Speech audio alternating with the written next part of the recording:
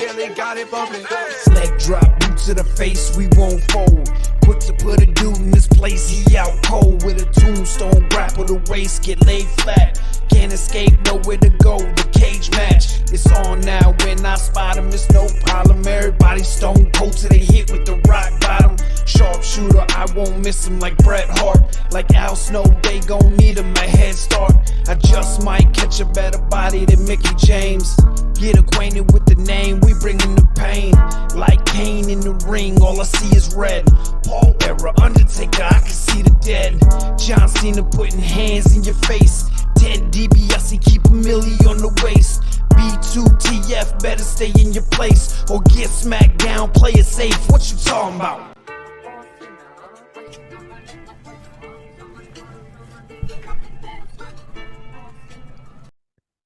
Welcome to another episode of Boot to the Face, powered by FullPressCoverage.com. Go there for all your sporting wants and needs, where I am sure they will talk to you all about Michigan and Washington advancing to the college football playoff and the great games they had there, along with all the controversy going down on Saturday night with the Cowboys and Lions and the NFL's latest playoff picture. It was a shitload of stuff. A trade with the New York Knicks getting rid of my boy R.J. Barrett for a guy. I don't even know who they traded him for, but apparently this dude's really good. I didn't know that trade happened. Yeah, they traded him, another player, and a draft pick for this guy and somebody else. I have to pull it up. I don't know off the top of my head, but yeah, they traded my guy R.J. Barrett over the weekend. I usually get alerts on stuff like that. It ain't come through my timeline or whatever. That's crazy. He was like drafted as like the future. And they traded him already. I'm not a big fan of left-handers, but I liked him and Brunson. Brunson's turned into a superstar. Yeah, definitely all-star, superstar. That's sometimes that word is loosely thrown around, but yeah, he's balling. I mean, I think after last year and how he's playing now this year, I think he's turned into a superstar.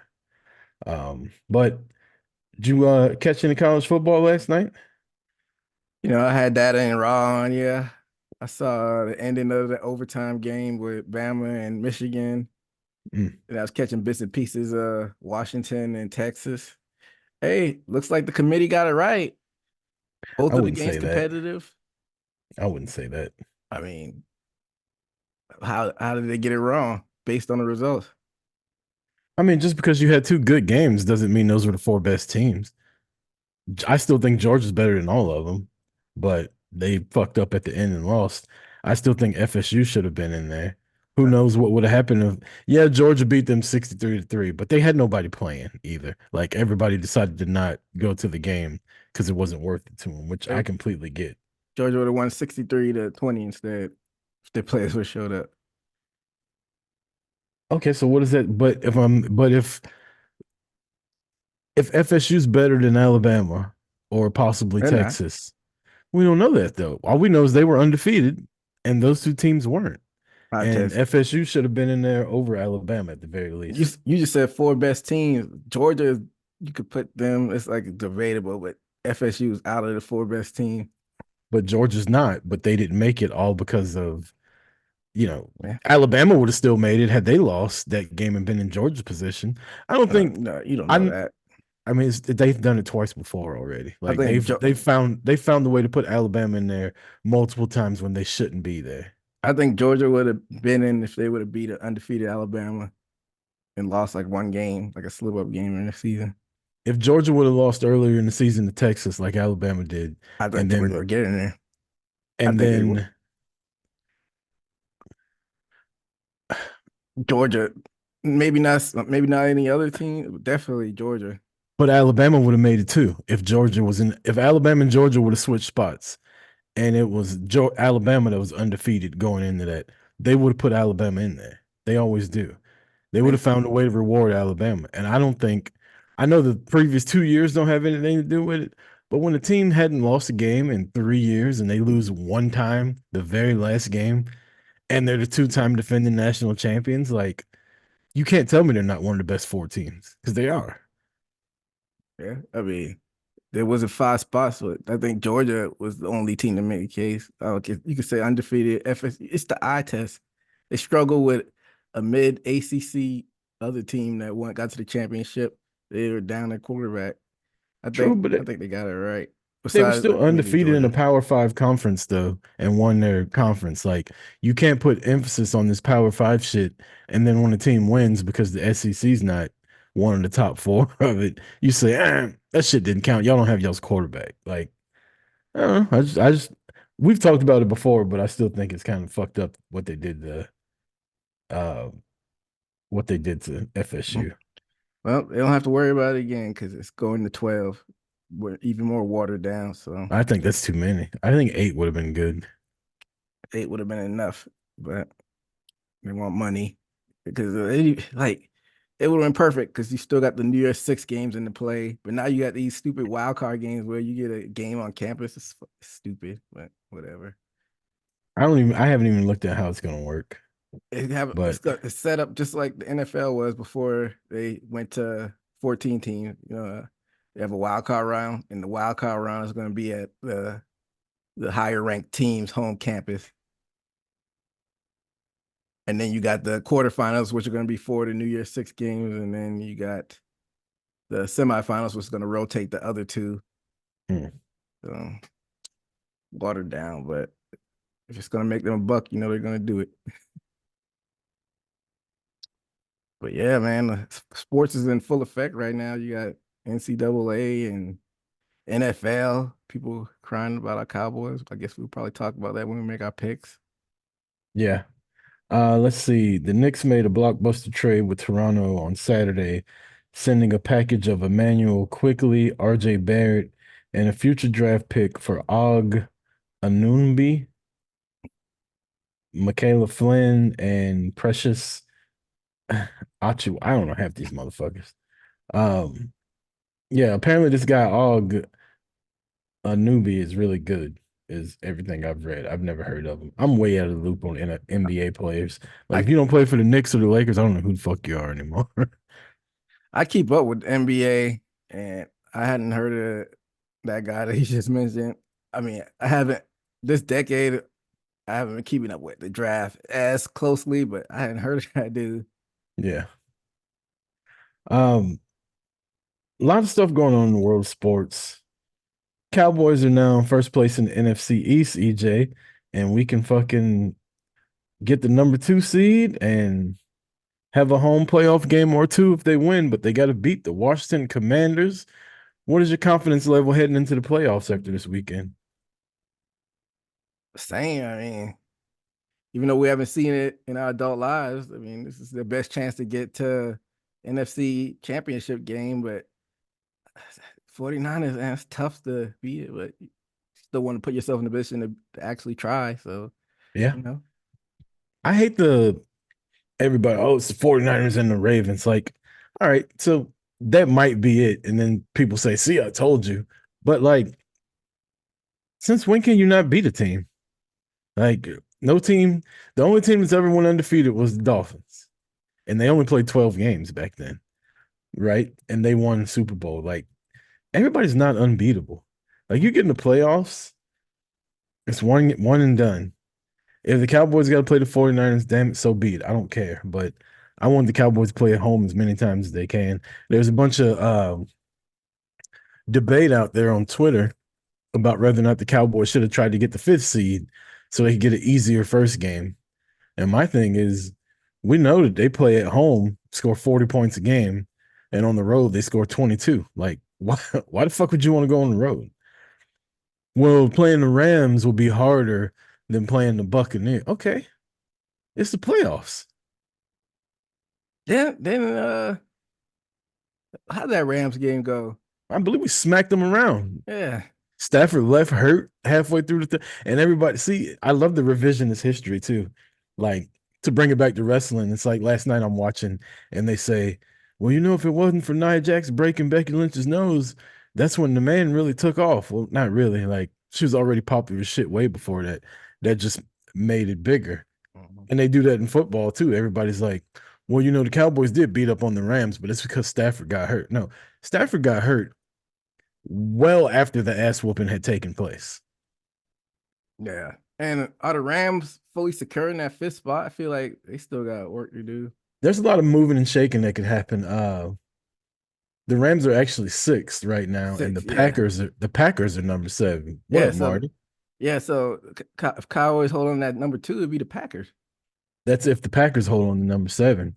If they were to win against the Bears and the Rams were to lose against the Niners, then and who knows? The Rams have already secured a playoff spot, and so if the Niners are number 1, so they Yeah, could be playing all backups that game. Like, who knows what's going to happen that game? And yeah. then the Packers actually have to win to stay in. So it could be any team from the Seahawks to the Rams to the Packers to the I believe the Saints have an outside chance, maybe the Bucks if they fall. And I think those are the 4. Those are the 4 teams that the Cowboys could play: the Seahawks, the Rams, um, the Packers, or or the Saints. Excuse I me. don't, I don't think, besides the Saints, I can see that being an easier game. But besides that, I don't think any of those are any walk in the parks. You just got to go beat them. Mm, You Yeah. just got to score one more point. Um, yeah, I think we talk the last couple years, especially about Mike McCarthy, and I've been saying for the longest, like, just keep going to the playoffs. Eventually, you'll break through. I'm hoping it's this year, but if it's not, and they get to the NFC Championship and don't get to the Super Bowl, we're one step closer every year. Go to the playoffs again next year. It's hard to keep winning and going to the playoffs every year, but that's one thing he did in Green Bay. Them motherfuckers went to the playoffs every year, and they only got one. His whole time he was there, they only got one, but they got one. And it's pretty early too. It was like his fourth year or so. Because he, Yeah. he he goes Favre at the very end, I want to say. Did he? I want to say, yeah, he court after, what was it, Holmgren before him? What was that white haired dude's name? Like Donahue. Wasn't he a coach over there? You talking about Schottenheimer? No, no, no. It's another guy. I don't think Dennis he was a coach at Green Bay though. I can't. I'm drawing a blank on his name. I can see his fucking annoying face though. Dennis, what I want to say is it Dennis something?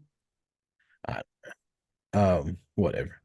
Let's get into some wrestling talk, EJ. Had a No, lot but going on. oh, we getting arrested, man. How was your New Year's Eve and New Year's? New Year's is good. Went up to Chattanooga, and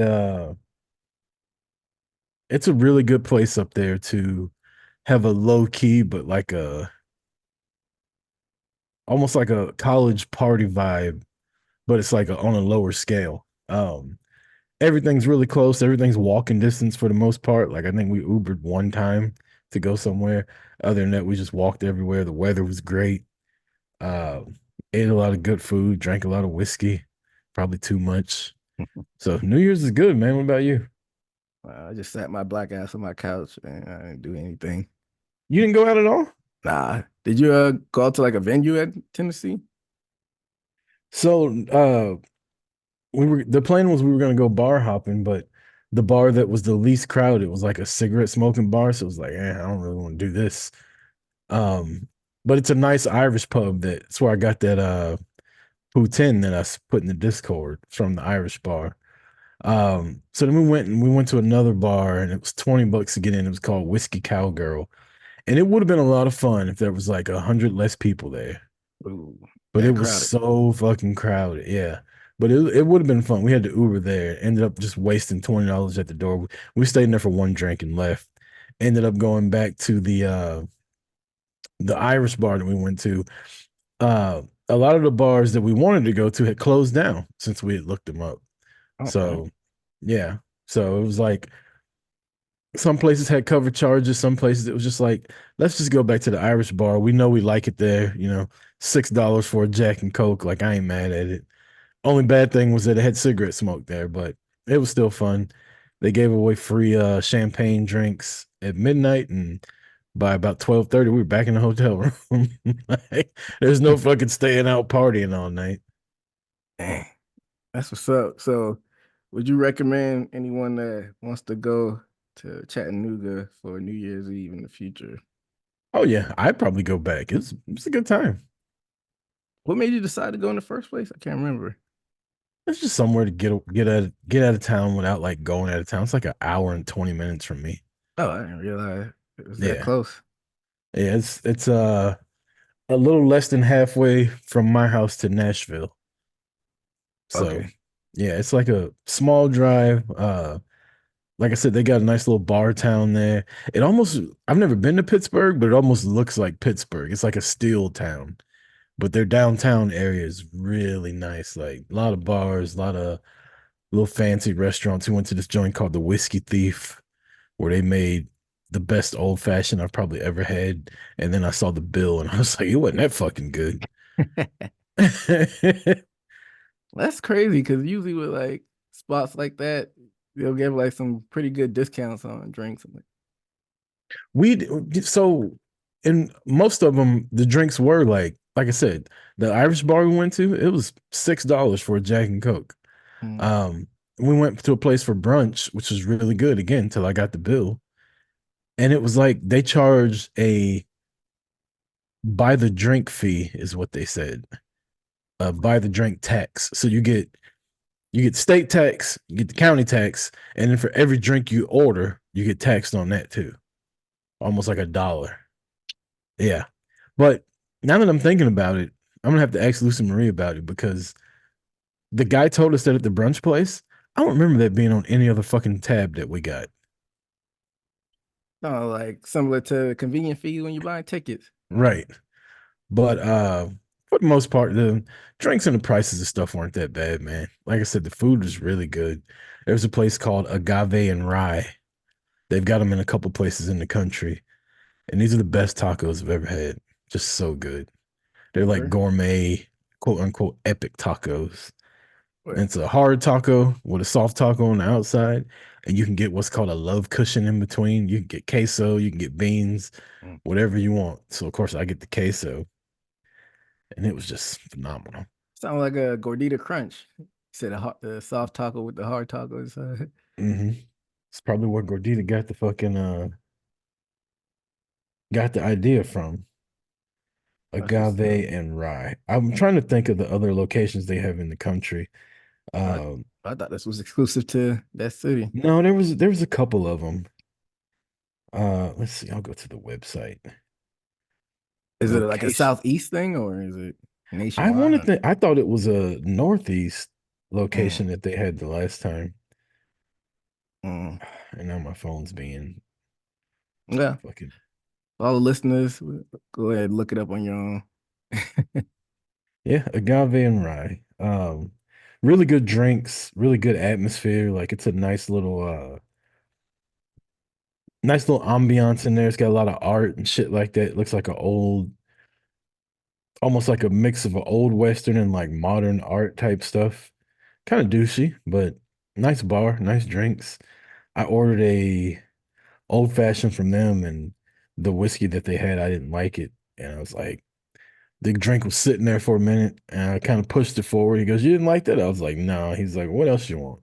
I was like, "I'll just take a Jack and Coke." He was like, "Yeah, everybody's not a fan of our old fashioned." So they didn't charge me for it because I took like a sip and I was like, "That shit ain't working." I mean, at least he had good service there.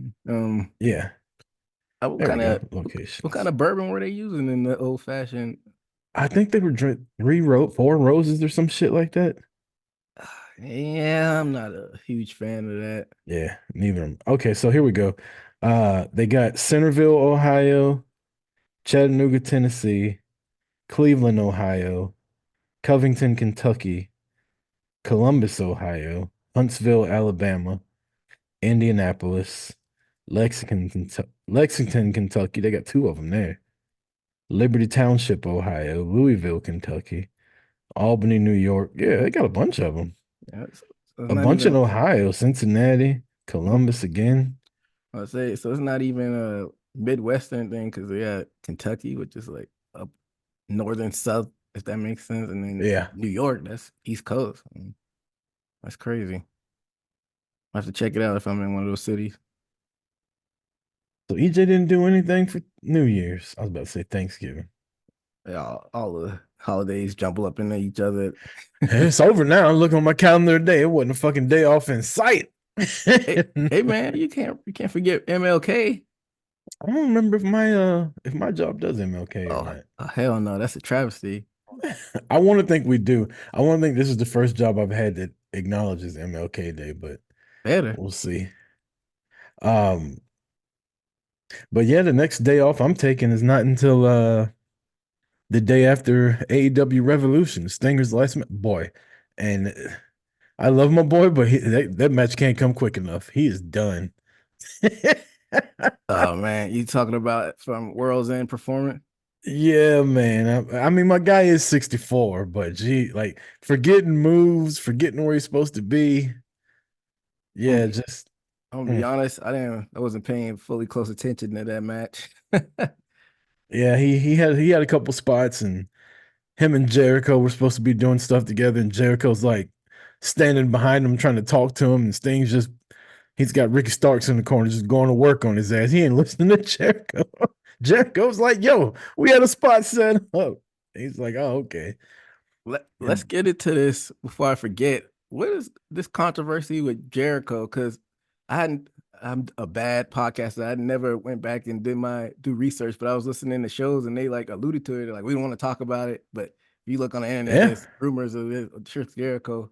I'm I like, don't know what it is either. And like you said, everybody's being so fucking like cryptic about it. Nobody's saying anything. And it's like, well, then shut the fuck up.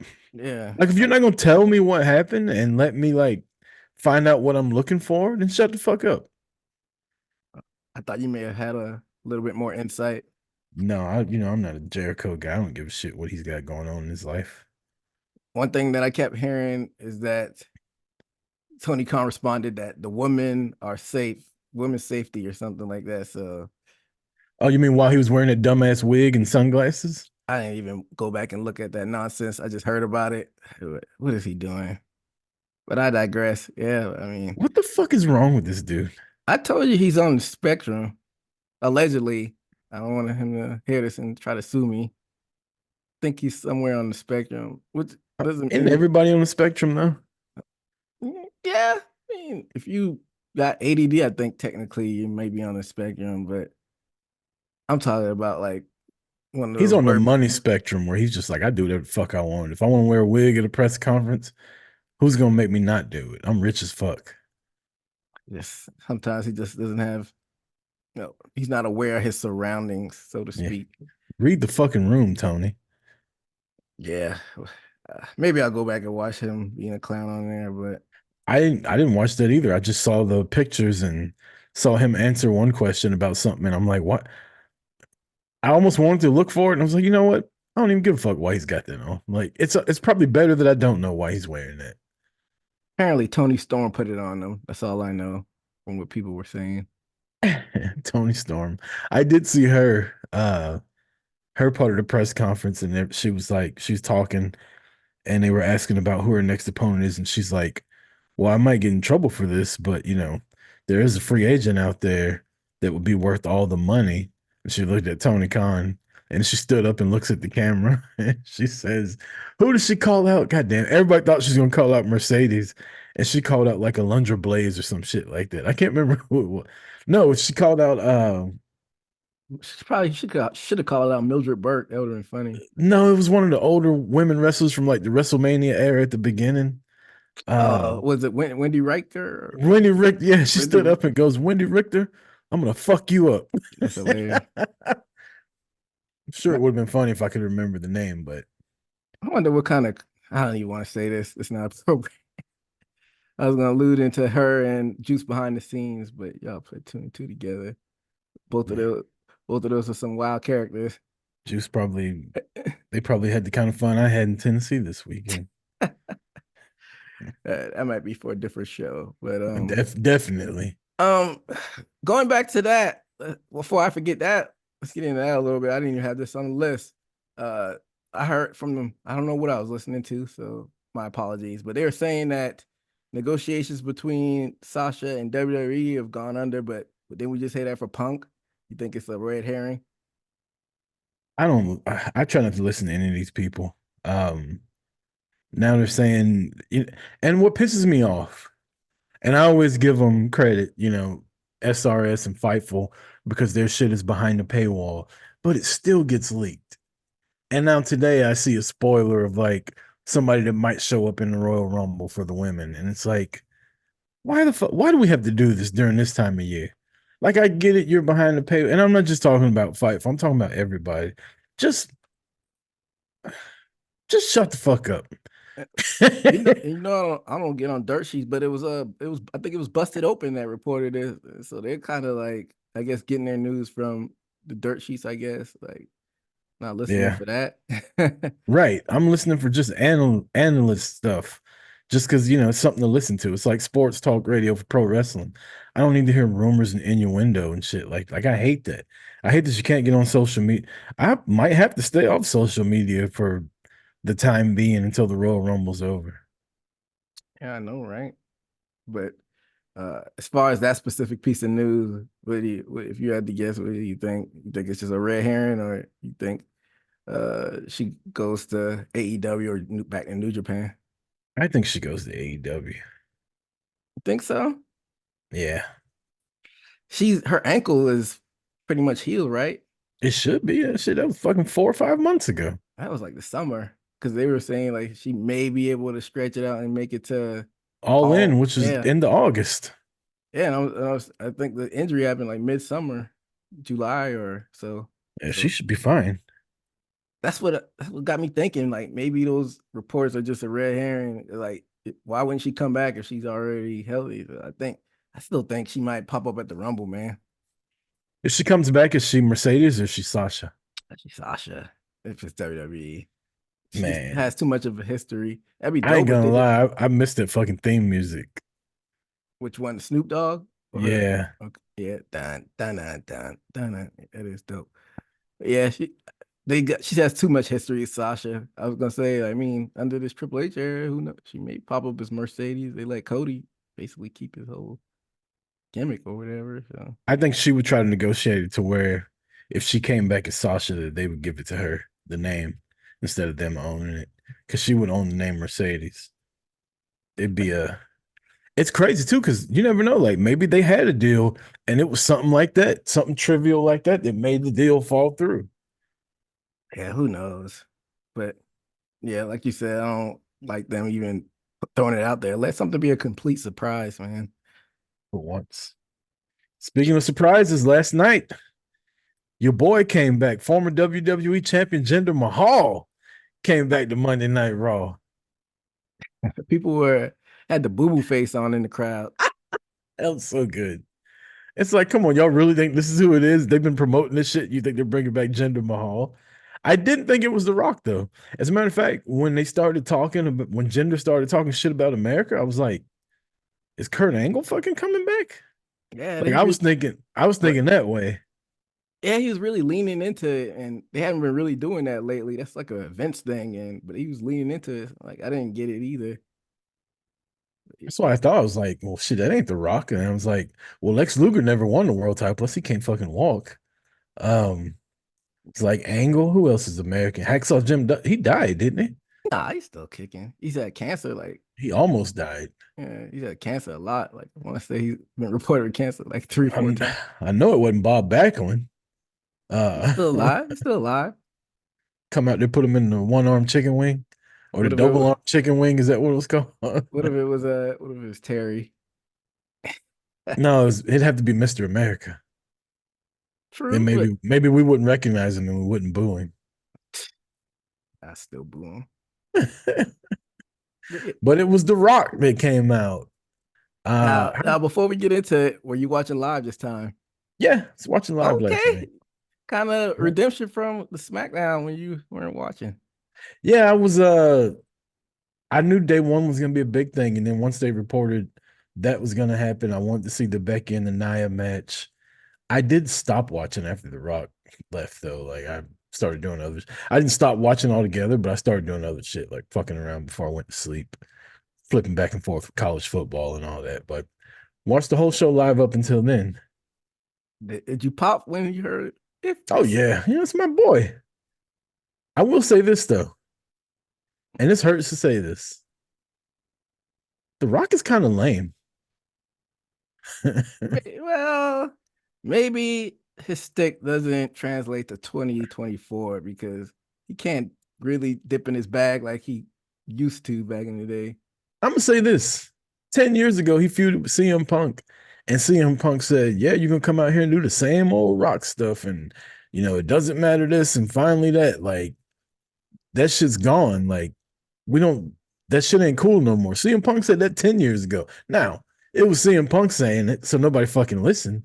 But 10 years later, I'm like, really? Day one douchebag? Like that's what you're calling him? Singing a fucking wannabe national anthem song? Like you're 52 years old. Shut the fuck up. I kind of smiled at the national anthem, but yeah, the call and response, I think that's a little cheesy. He did that with SmackDown as well, so he could get rid That's of the call and response. But I didn't mind the song. I thought it was a little funny. that's the thing with The Rock that I've one of the reasons why he's the most electrifying man in sports entertainment is he'll try something and if it works, he'll keep fucking doing it. And like, yeah, that worked when they did it the last time on SmackDown, but it wasn't cool. Like, yeah, it was fun to have the crowd going back and forth, but that wasn't it. That shit Yeah. went on just a little bit too long. Rock's still my guy now. Don't get me wrong. When he dropped that last line, I was like, whoa, I didn't see that shit coming at all. Like, that was not where I thought he was going to say, I want some pie, the best pie in San Diego, or some lame shit he normally says. That man said, should I sit at the head of the table and look right at the camera? I was, It took you back. yeah, it's that fucking, that office meme. Oh my God, it's happening. It's really happening. But yeah, I think he shook up the internet with that last line. And I guess we got to get into that. What are your thoughts? My boy got to get some cardio going because he was blown the fuck up after doing one people's elbow. He was winded. I thought I was the only one that caught that.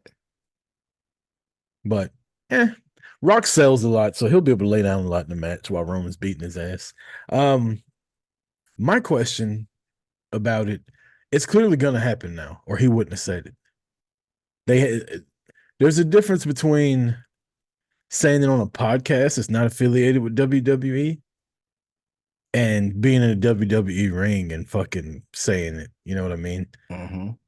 They've got to do it now. The question I have is it at WrestleMania or is it at the big show in fucking Australia? See, I was thinking the same thing, and I heard it on Busted Open even before I was thinking it, and I heard it on Busted Open too. So it's not like I'm the only one that had that question. But when I was thinking about it last night, I was thinking about it under the assumption that pay-per-view was going to be in Saudi Arabia, but it's in Australia, like you said. So I don't, because if it's in Saudi Arabia, they'll probably drop $20 million bag for Rock to go over there. But it being in Australia is a different story. So why would you even do it in Australia except for strictly storyline purposes? The only reason I could see not doing it in Australia is because it's like 5 a.m. here when that shit will be on. That too. That's another. You can't do. Can you? I mean, you can. You could do Roman versus. They could fucking no, because it's social media now. I was gonna say they could fucking tape delay and release it at 8 o'clock on Peacock. Don't have it live, but I don't know, man. There'd be too many people so happy to fucking find the spoilers and spoil it for everybody. Yeah. So I'm thinking they do it in Australia, and I'm sorry. like it. I'm thinking they do it at WrestleMania. Which means Cody ain't finishing the story. Yeah, Cody's probably gonna be wrestling like QT Marshall on the fucking pre-show. Come on, man. I had to think about it for a second. I thought you were gonna say like a Randy or AJ. He'll be fighting Goldust for the right to call himself a Rhodes. The Rhodes name will be on the line. Which means Dustin Rhodes would have to get out of his contract right now. What about go ahead? I've been saying this for the longest. This storyline has nothing to do with Cody. He won the Rumble. He challenged. He lost. Why is everybody just fucking writing him back into the main event? Like, he has nothing. They're not even on the same show. They rarely even interact. They probably interacted 3 times since WrestleMania last year. I don't understand why everybody's just saying Cody's the guy to be in the main event. Like, no, the fuck he's not. He lost. So, what do you say about people that are saying that maybe the Rock and Roman is not for the title? He drops it before Mania. Cody gets the belt, whoever has it. I mean, no. That's chicken shit booking. But then if you're tied down by this belt, we all know the Rock ain't winning the belt. This will probably be a one-off. Okay. Rock puts over Roman. Roman's now beat The Rock, John Cena, Brock Lesnar. He can call himself the greatest of all time. And he keeps his streak going through SummerSlam, where he breaks the Immortal Racist record for #2 all time. I don't see the problem. So I'm just playing devil's advocate. I think it'd be stupid for him to drop the belt before Mania or a big pay-per-view. So when would that record officially be broken? Sometime around SummerSlam, I believe. Before or after? I want to think it's a couple days after. Ooh, I was gonna say that Like would have been Cody, perfect. like Cody gets smashed at SummerSlam in the main event. I was about to say it would have been perfect if why couldn't he get it at SummerSlam? But you saying it's a couple days after, so I'd have to double check, but I think it's a little while after SummerSlam. hey, man, just let Roman keep it till 41 then. He might as well just keep the fucking belt forever. Like, what's the point of having somebody beat him now? Man, Because whoever beats him now, like, it's not going to be worth it anymore. Like, oh yeah, you beat Roman. Jay already pinned him, so you don't have that. Now you're going to take the title from him, but then for what? So you can have a little 2-month title reign, and then fucking Baron Corbin or Solo Sikoa takes it from you. Like, I don't mind it just because they have another world title, but I mean, it sounds nice for him to keep it forever, but you eventually got to have somebody get it off him. But I just don't know I didn't who. mean forever, but Yeah, I know. let him fucking keep. Let him keep it till like Carmelo or Braun Breaker or somebody comes up and beats him. Ugh, not Braun Breaker. Just let him run through the fucking roster I mean, again for the 4th time. yeah, I don't know who could beat him. I don't even know if it's one of those newer NXT guys. Maybe MJF will come beat him. Hey, we'll get into that a little bit later. But yeah, I don't. Yeah, just have him keep it to 41. I say, just because that record is so close, and I don't want Hulk Hogan to have it. It's the only reason why. But Well, Hulk Hogan's only 2nd place, so yeah, but doesn't really matter. true. Um, I think Rock and Roman are locked in for WrestleMania main event. I think main event night 1 is between probably Seth and Punk if that's where they go, and if they can create a big women's match, which after last night I don't know. But if they can create a big women's match, maybe that can main event. But Rock and Roman are put them in. Rock's got 2.5 months to fucking get back in ring shape. I think Seth and Punk are pretty much a lock the main event night 1. I don't think so. I think the women's match will probably kick it off, unless the only one that may be able to get it is Becky and Rhea. That'd be the only one. Yeah, I don't think Seth and Punk are a lock. Unless something wonky happens where Seth doesn't have the title. Punk hadn't even wrestled. Wrestled at MSG, never hasn't wrestled on TV. Yeah, it didn't look good either from what I saw. Oh, yeah, people had cameras in the Yeah, I saw some highlights. Punk. What do you want? um, yeah. If they have the belt, I think I'm like almost 90% sure that'll main event. But if Damian Priest, because they teased it again last night, if he wins the title somehow, then I think you may be right that the woman may main event WrestleMania, which is what Punk has been crying about this whole time. He's never main evented. Might not happen this year. I don't know. I don't give a fuck if he's been crying about it. Get over it. Like, so what? Does the Rock and Roman get you excited as the main event? Fuck yeah. I don't what Big E say? I don't need no work rate. I don't need no 5-star matches. I need two big old Samoans beating the shit out of each other. I, All the that's story that's gonna be in it. Who's Jay Uso gonna cheat for? Is Jay gonna join back the bloodline with him after he beats Jimmy at WrestleMania? Because you know there's gonna be interference. maybe this will be yeah. If it's Rock and Roman, it probably will be interference. Solo come out again. Is it Jay and Rock versus Roman and Jimmy? And like the act, you mean in theory or actual tag match? Maybe in Australia. Yeah, he's gonna Give need Rock it. a warm-up match. He will need a tune-up. Like you said, he was sucking wind yesterday. I wouldn't be mad at that. That's probably grueling on the Rock schedule, having to fly all the way over there. Maybe his schedule is no, now that Hollywood's back open, maybe they're like Australia's the only thing he's got open. And he's like, let's do it in Australia.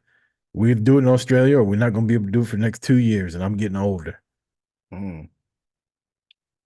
Hey, you might be right about that. But like you said, the time difference. I don't I know, mean, man. if you were WWE though, would you give a fuck about that? If the Rock said, I can do this match with Roman, but it has to be in this time frame. And you look at the calendar and you got 70,000 people in Australia, and you're like, how's Australia, Rock? And he's like, fuck yeah, let's do it. You sure you can't make Mania? I'll be 3 weeks into a movie come Mania, and insurance and shit like that. Like I won't be able to do it then. If you're Yeah, the WWE, you got to take it. true. I wouldn't mind if it happened in Australia. I just think it would be major if they had him on WrestleMania 40. If it was like 39, 38, I wouldn't care. But 40, that's like you want to stamp your place in history and say that you were on that card. But I mean, having the Rock back would be good regardless, no matter where it's at. So I'm all for it. Also, who's to say if Rock and Roman fight, it's got to be for the title? He That's just said the head of the table. that's what I said earlier. You said he's Yeah, gonna but have I'm to. I'm saying no. When you said that, I said I don't care if the Rock loses, but I'm saying just because they're fighting doesn't mean Roman has to defend the title against him. Oh, so you saying that Roman will still have the belt, but just not the title on the line? Because if the title's on the line, who's gonna win? Roman. If the title's not on the line, who's Man, gonna win? you don't know, but that would be smart. I just don't see them doing that. I would probably book it like that just so you don't know who's gonna win. Just a fucking grudge match, a battle for the tribal chief. But if they did that, the Rock can't be the tribal chief. He ain't fucking coming back. Is that just the end of the bloodline? Yeah, I'm tribal chief now. I'm tearing this shit apart. But I also got to throw this scenario out there, which I hate, but I got to throw it out there. What if they try to make it triple threat and insert Cody in there somehow, just like they did with Charlotte? Why though? What does Cody have to do with this? So what if Punk won the Rumble and then they had some type of stipulation match on? Winner of this match gets Roman at Mania, and then they have like a wonky finish. And Just somehow have the the Rock and just have the Rock come out at number 30 and win the fucking Rumble. I don't think that's gonna happen. It may, but I guess we have to stay tuned the next couple weeks or so. Yeah. That's all right. We spent a lot of time on that. AEW this past weekend had their World's End pay-per-view, which was a bit long. Hmm. Like, I love Swerve Strickland. Why the fuck is he having a match with Dustin Rhodes on the pay-per-view? Yeah, they should have just scrapped it if they knew Keith Lee was hurt, or have it been like a complete squash. But why? Why is Dustin Rhodes even on pay-per-view in 2023? It wasn't promoted. It wasn't a feud. It wasn't. They had a couple matches. Even the Sting and Jericho and all them match. Like that shit was just thrown together at the last minute. All that does is make the pay-per-view long as fuck. And by the time you get to the main event, I'm like this. Dozing off. I don't know. Tony's got this hang up where all the pay-per-views need to be 4 hours long, but I don't understand. I mean, you got Some evidence that less is more from the some other people side of the want them to road. have monthly pay-per-views, and I'm like, I couldn't Nah, handle that shit. not unless they cut it down. Nah, I don't think so. But a couple cool things did happen. Tony Storm retained her title. So did Julia Hart. Eddie Kingston became the Triple Crown champion by beating John Moxley. I like the finish of this. Don't like Eddie Kingston. It's been well documented. But I did like the fact that they were just sitting there going at it with that little Japanese fighting spirit shit, and they just fucking knocked him out. Wow. Got a That lucky just punch in and turned his fucking lights out. I loved Samoa Joe choking out MJF fair and square to become your new AEW World. I'm excited about that, by the way. yeah. I'm excited for Joe. If Joe can stay healthy, Joe's really fucking good. He just couldn't stay healthy in WWE for whatever reason, which then, like, you didn't want to buy into him, but he's fucking killing it now. And then the devil was revealed as Adam Cole, which was predicted, very predictable. You thought it was Adam Cole the whole time? I don't remember you even mentioning it really. I thought it was Adam Cole. Like, I didn't know who else it could be unless they were bringing somebody in. But I also feel like it's very stupid because the motherfucker can't walk. I mean, they probably had him as the devil the whole time. They just had to hurry up and execute it before he got dragged out too much longer. I'm not mad at it. Especially if the rumors of him being a free agent are true. Who? MJF. What was that just a way just to write him off completely? So the devil storyline, that's it. He just fucking his friend turns on him and he gets one power bomb and he's out of AEW. Yeah, I wouldn't be mad at that. Put the element of surprise back in wrestling. I mean, I don't see them doing a favor for WWE. What if MJF popped up at Rumble? That would be dope. He loses to one Samoan Joe and beats the other one. What's Samoan he's beating in WWE Joe. and WWE? Is it? You ain't talking about Roman Joe, are you? Yeah. Nah, get out of here with that. Half the WWE's fan base don't even know who MJF is, so that wouldn't happen. He'd be lucky if he were to sniff that IC belt with Gunther the first year. So what'd you think about everything we just talked about on World's End? How'd you like the pay-per-view? I didn't mind it. I mean, maybe because I wasn't paying closely close attention to it. But people are saying this is the worst pay-per-view of the year. Damn. Yeah. Maybe People I should have paid more attention. Maybe it was. That Sting match we were talking about earlier, that was a clusterfuck. Yeah.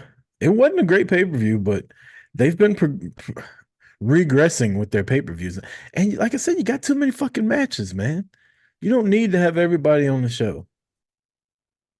Mm, that's true. I like Full Gear. Yeah, I mean, I guess this probably was the worst pay-per-view of the year. But I can't. they haven't even put bad pay-per-views on this year. You know what sucks for AEW is, at least from me, Yeah. is I rarely watch them live. I always watch them the next day. So I miss a lot or I fast forward through a lot if I'm not feeling it. And it's because they give me no reason to like need to see. Like I had to see SummerSlam live, right? I have to see the Royal Rumble live. You have to see all these shit live with WWE. You don't have to see World's End live. Half of the matches weren't even fucking promoted. Man, that must see was definitely like all in and all out. Right. I watched All In live. I didn't watch All Out live. But it's like you gotta give me a story, man. You gotta have something going into it besides you putting out on social media the devil's gonna reveal himself. Like, It they said that beforehand. yeah. I don't watch wrestling on social media. I watch it on television. I don't You know, even like them doing that. I didn't even realize they did that. AEW's got all these social media interviews and promos these wrestlers cut that are really fucking good. And I'm like, why is this not on TV? I mean, I guess they're trying to be forward moving and futuristic by doing that, but why Is not it do working? both? Yeah, they can cut it on Twitter. You can have it on Twitter a couple days before Dynamite, and then on Dynamite, you can edit out the cuss words and tell me what they said. Swerve cut a good fucking promo after he beat Hangman. It was never seen on TV. Yeah, I say, why don't you do it on both? Like you said, edit it and put it on both. Right. Yeah, I don't know. I don't have an answer for that. But So you give it a grade? since I wasn't really paying attention, I'll give it a B minus. I'll give it a C. Um, I was paying attention as soon as the Edge match and forward, which I think those last three matches were good. Edge lighting the table on fire and almost killing Nick Wayne by missing the table.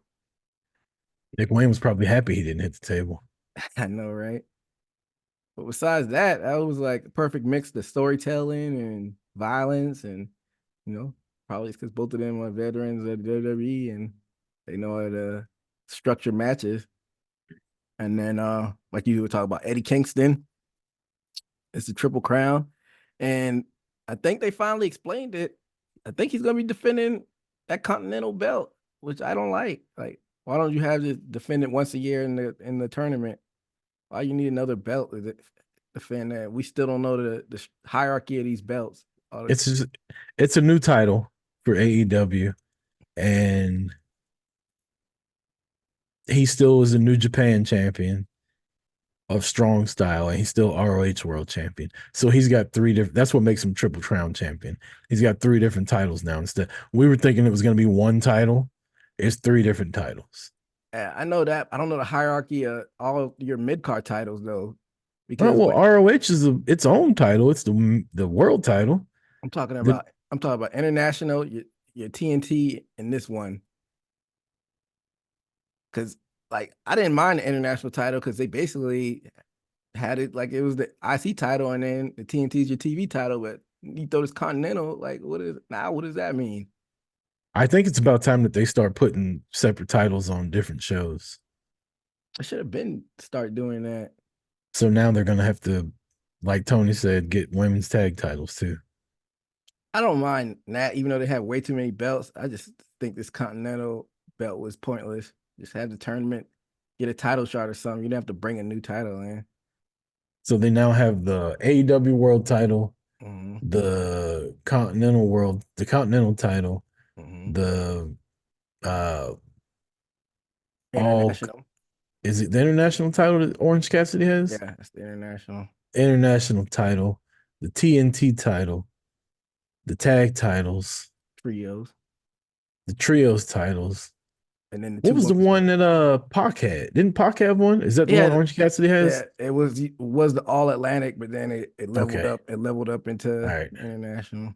Then you got the women's title and the women's TBS. TBS championship. That's 8 That's titles. I 8. feel like we're missing some. You have FTW, but it's not sanctioned. So Yeah, they because they don't want to water it down by sanctioning another title. I know, might as well sanction at this point. But if you look at it, I think WWE, if you count WWE's belts, I think they're at like 8 too. But I don't know. It just seems pretty convoluted and watered down with AEW. Because like you said, WWE keeps it on separate brands, so it doesn't seem like they have a whole bunch of titles. WWE's got both world titles, Yep. Intercontinental US, Mm-hmm. both women's titles, and both tag titles. It's 8. Yeah. But they're They're separated all on two separate. different shows. Yeah. So like you said, AEW needs to separate them, put the trios on one and the other tag team on the other show. And then Or have the Continental, tag champions just go back and forth. that too. And then you definitely need to do the international and the TNT on separate shows. I don't know what you do with this Continental. And I guess we could say that the same thing for NXT. We didn't even count all these ROH belts they have, but I guess technically that's their developmental.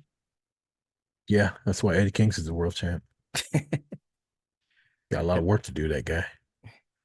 Had to get that little shot in, but Eddie Kingston sucks. I don't get it. I don't get what everybody. The more people cheer for him, the more I like hate on him too. He's like the CM Punk of 2024 to me. Like, everybody was on Punk's nuts 10 years ago, and I just didn't see it. I couldn't stand him. And the more I hear him talk, and the more I watch him wrestle, and the more he does those stupid little fucking chops in the corner, it's just like, ugh.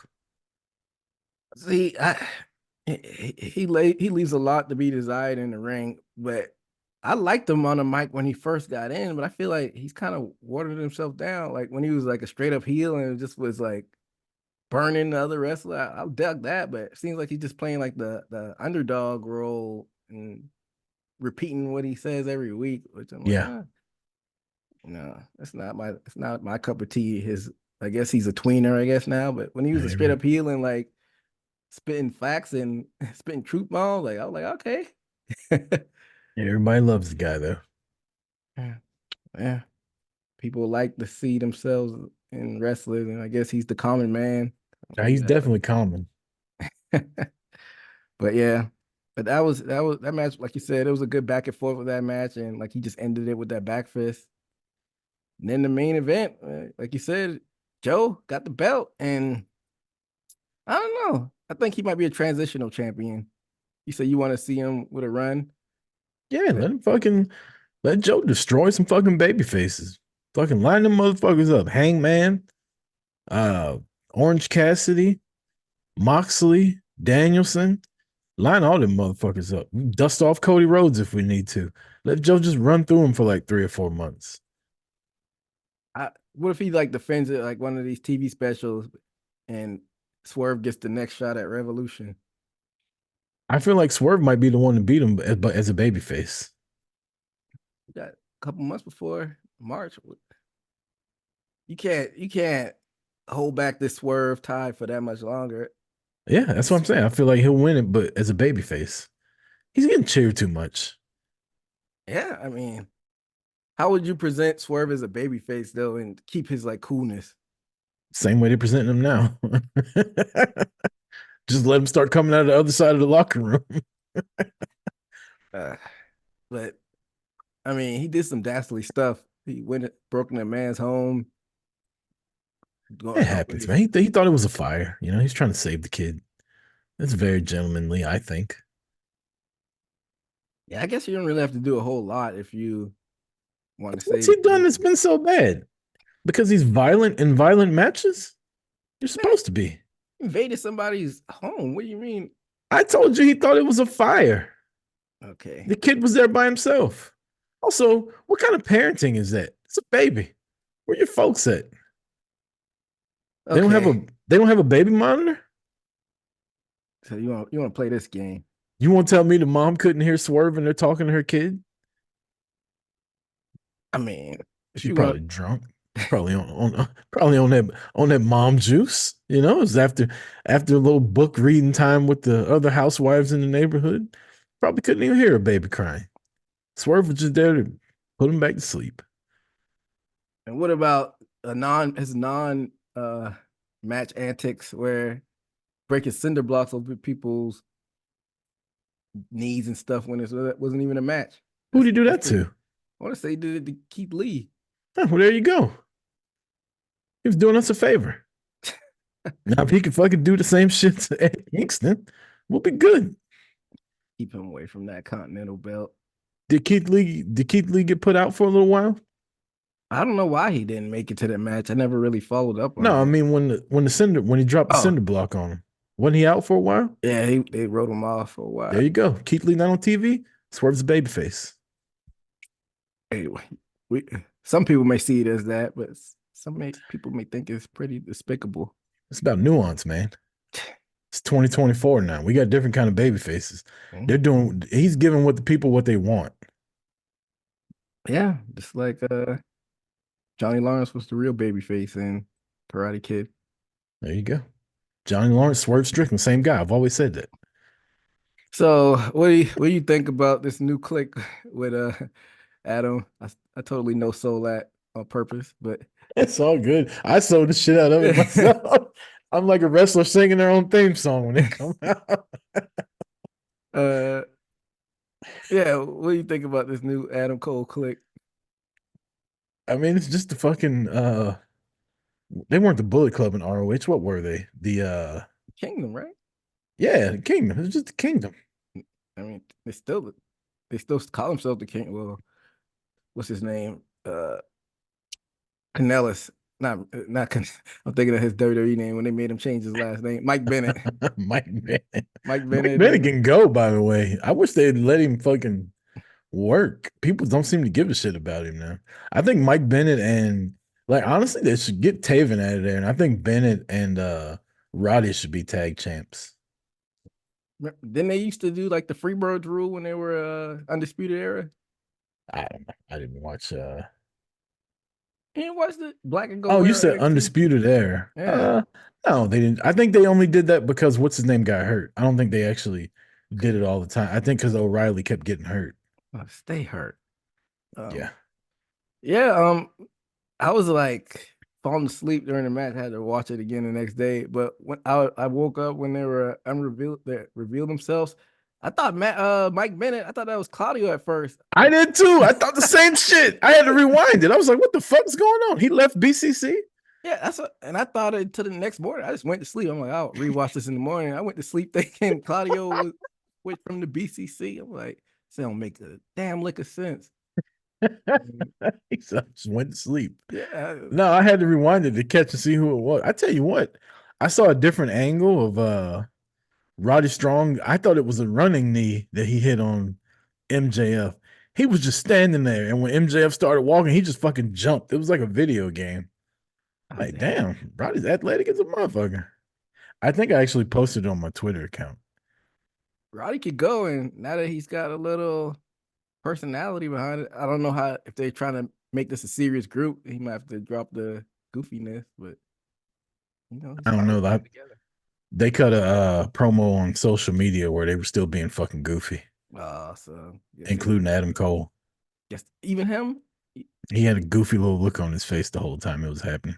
I thought it was, even though, like you said, a lot of people thought it was gonna be Cole. I thought it was kind of dope how they executed it. It was as soon as they came out and grabbed him, I was like, yeah, it's him. And when the lights went out, I was like, he's gonna be standing there with a chair and no cast on. Like they left the lights out for a minute. I thought it was gonna be something like that where he was gonna be the one to hit him with a chair or to do whatever, but he was just kind of sitting in the chair. I was like, oh, that's cool too. It was a good visual. So if MJF did quietly resign, when and how do you think they bring him back into the fold? Because I think he really is banged up. Yeah, he probably is. He probably takes a couple months off. Speaking of MJF, this has nothing to do with what we're talking about now, but I've wanted to make an amendment for the past couple of weeks. When the Wrestler movie came out with Texas Tornado and his brothers and shit, and we saw MJF and Liv Morgan, and we were like, maybe they're dating now. Mm-hmm. I completely forgot MJF is dating Alicia too. Like they're like moved in together now. I told you that, and you like, nah, he's broke up with his girlfriend. That's the one I was referring to. Oh, see, I was talking about the one that was like all over TV, and then they broke up, and everybody kept talking about it. I didn't know. I don't know how long they've been dating because they had the whole thing online where they hated each other like for years. They're probably getting it in back then. She was even at a one of the press conferences from last year. She asked a question, and he was like, "Oh, hey, Tits McGee," like right in front of Tony Khan. I'm like, that's not a good look that a woman's asking a question and you're calling her Tits McGee. But apparently, they had a thing the whole time and nobody knew about it. But yeah, so little MJF relationship update. Good for him though. Even though she blocked me, she's still hot. Oh, she blocked you? What do you say? I don't know. We talked about this a long time ago. She blocked my personal account, but she didn't block Boot to the Face. It was right around the time Soraya won the world title, and I said, hopefully they put a condom on it. And and for some reason that night I was like, I saw one of her tweets or something like that and clicked on it and said I was blocked. But oh boy. Well, that means you got NXT on. Damn. You know what? Fuck what's her name? The little short one from Booker T's school. Roxy. Roxy. You know, I'm not a fan of Roxy anymore. Uh-oh. Who she got beef with? Me, I don't like her anymore. She was beefing with the the one who was acting like the old Terry Reynolds character back in WCW. Kiana James, is it? Kiana James. Yeah, Kiana James. That's who she was beefing with. But I'll just wait until I watch Yeah, it. You don't have to spoil it for me. it's not important. Oh wait, I'm tripping. That wasn't even Roxy. Was it I was just I just hated on Roxy for no reason. I still don't like her. was it Valerie Laredo? I always I always forget her Oh no, WWE. I'm a big Lola Vice fan. Lola Vice. There we I'm a big fan of Lola. Whatever Lola wants. Whew. go. If you're not following her on TikTok or Instagram, you are missing out. Indeed. Her and If I Nikita were, Loins. I would follow Nakia. Nikita Loins. Heard she's saying some problematic stuff. I never follow up on the rumors I hear. But She that's posted some song in the background while she was working out a while ago. And apparently the guy was black that was singing this. And I can't remember exactly what the everything was. I don't know. I feel like everybody's just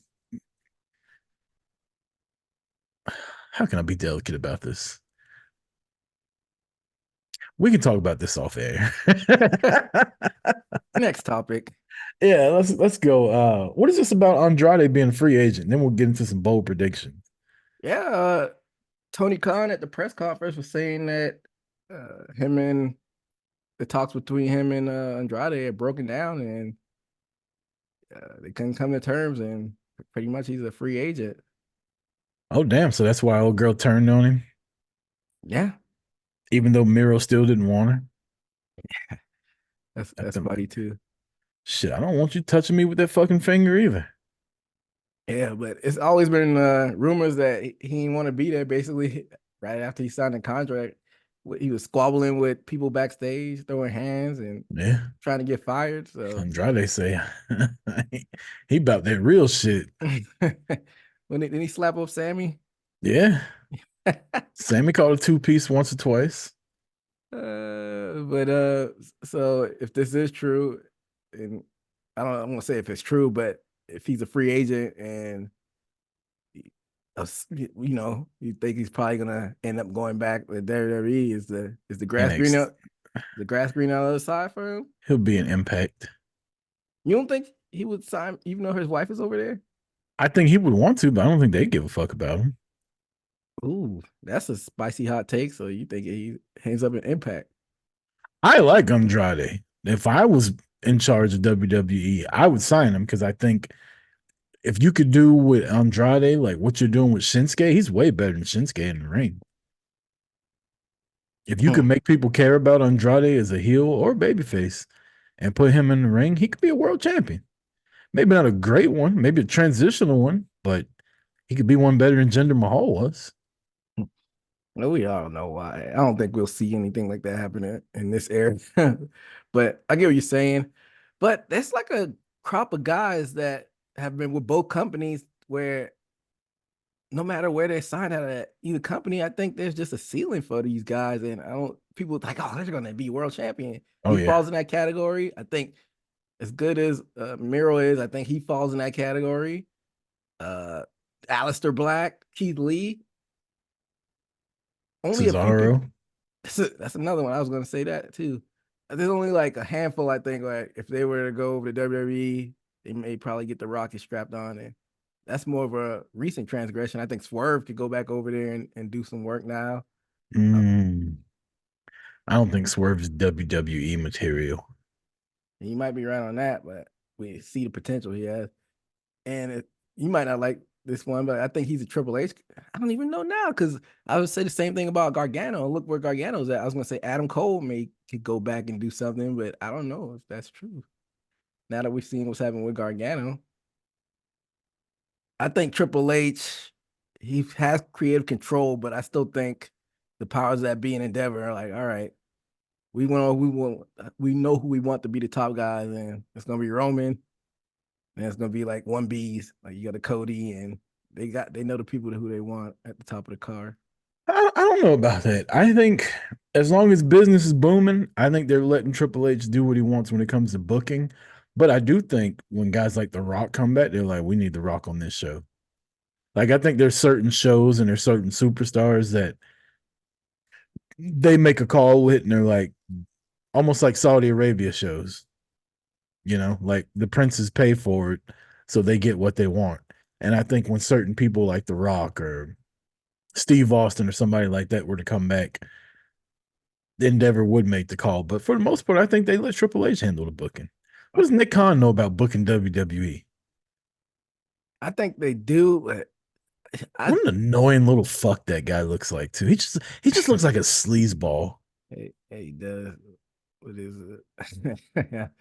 I'll keep my thoughts on him to myself, but yeah, he doesn't look like a savory character. At all. He just look as the second they put him on TV, I said, this guy's a piece of shit. You can't believe anything he says. Yeah, he just looks like he does some crazy wild stuff behind the scenes, like cutthroat, like it's a grimy individual. Yeah. But Probably into some weird kinky shit too, like goats and shit like that.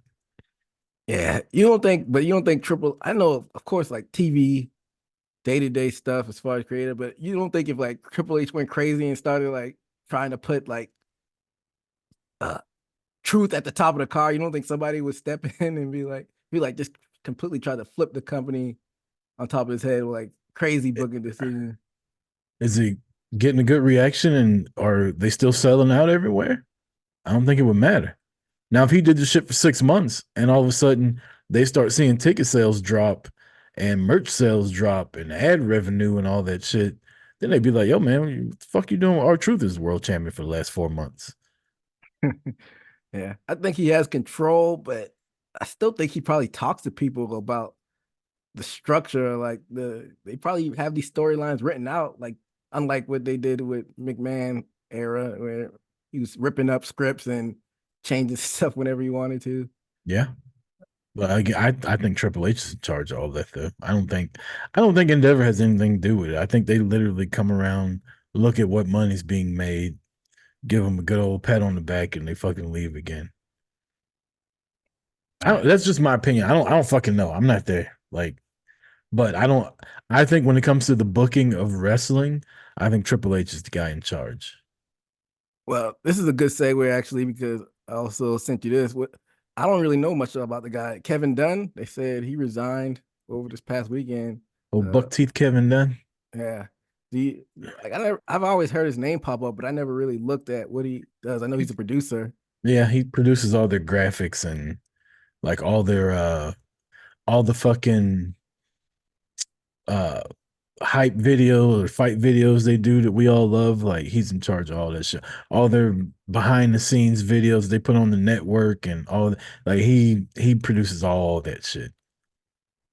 So do you think it'd be like not even noticeable that he's gone? It won't be noticeable. He's been there for 20 something years. If he hadn't trained anybody to take his place, if something were to happen and he couldn't come to work for a couple months, then the fuck is he doing? Now I forget this guy's name, but wasn't his like understudy? Then he go over to AEW. I can't remember his name off the top of my head. So There were a couple of WWE people that went to AEW, but I don't think you're gonna notice anything. If anything, maybe the fucking camera will stop shaking when there's a fight going on now, you know? I never really noticed that. People always mention that, but I never really noticed that. It was it was real bad when the Shield used to be running around. When they be jumping people, my God. Well, that's when I wasn't watching. So, but as far as recent stuff, like, people always mention that, but maybe I'm looking down whenever they do it. Probably. But yeah, I don't think Kevin Dunn's gonna like honestly, like I find it weird that the people on the internet are like, oh, Kevin Dunn, fuck that guy. He's a piece of shit. This, that, and the third. Like, how do you know? You just know he's a fucking producer. Like, shut up. Internet sleuths, man. They always They- the vocal minority Like, shut up, man. Like, we care about your opinion. But yeah, like you said, I'm hoping you're right that we don't even notice like a difference. What if they did like a complete overhaul on how they produce stuff, which I doubt. No, they won't. Business is too good right now. They're not gonna change anything. People can leave all they want, but they're gonna keep it as status quo as they can right now. They're breaking records on how much money if they're smart. Yeah. And Endeavor paid a shitload of money that they need to be getting back. So Oh yeah. if anything, they're glad Kevin Dunn's gone because he's been there for 30 fucking years. They don't tell him what his salary was. Yeah. I'm sure it was in the millions. Yeah, it's like in the NFL, I can draft a running back in the second round, pay him a couple $100,000 a year, maybe a couple million towards the end of his rookie contract.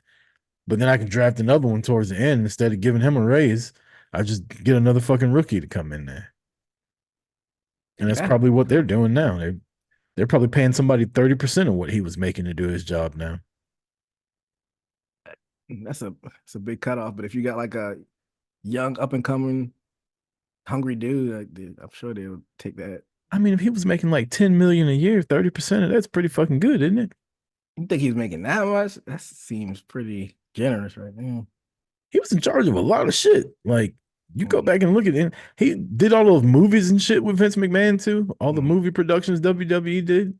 Like, that dude was in charge of a lot of shit. Well, if he was getting that much, then yeah, 3 million. It's nothing to sneeze at. I mean, you got to think like, what do you think these producers on like American Idol and shit like that would make a year? I have no clue. I don't At know. Like least a couple million, though, right? The main producer for American Idol, like NFL, like an NFL producer.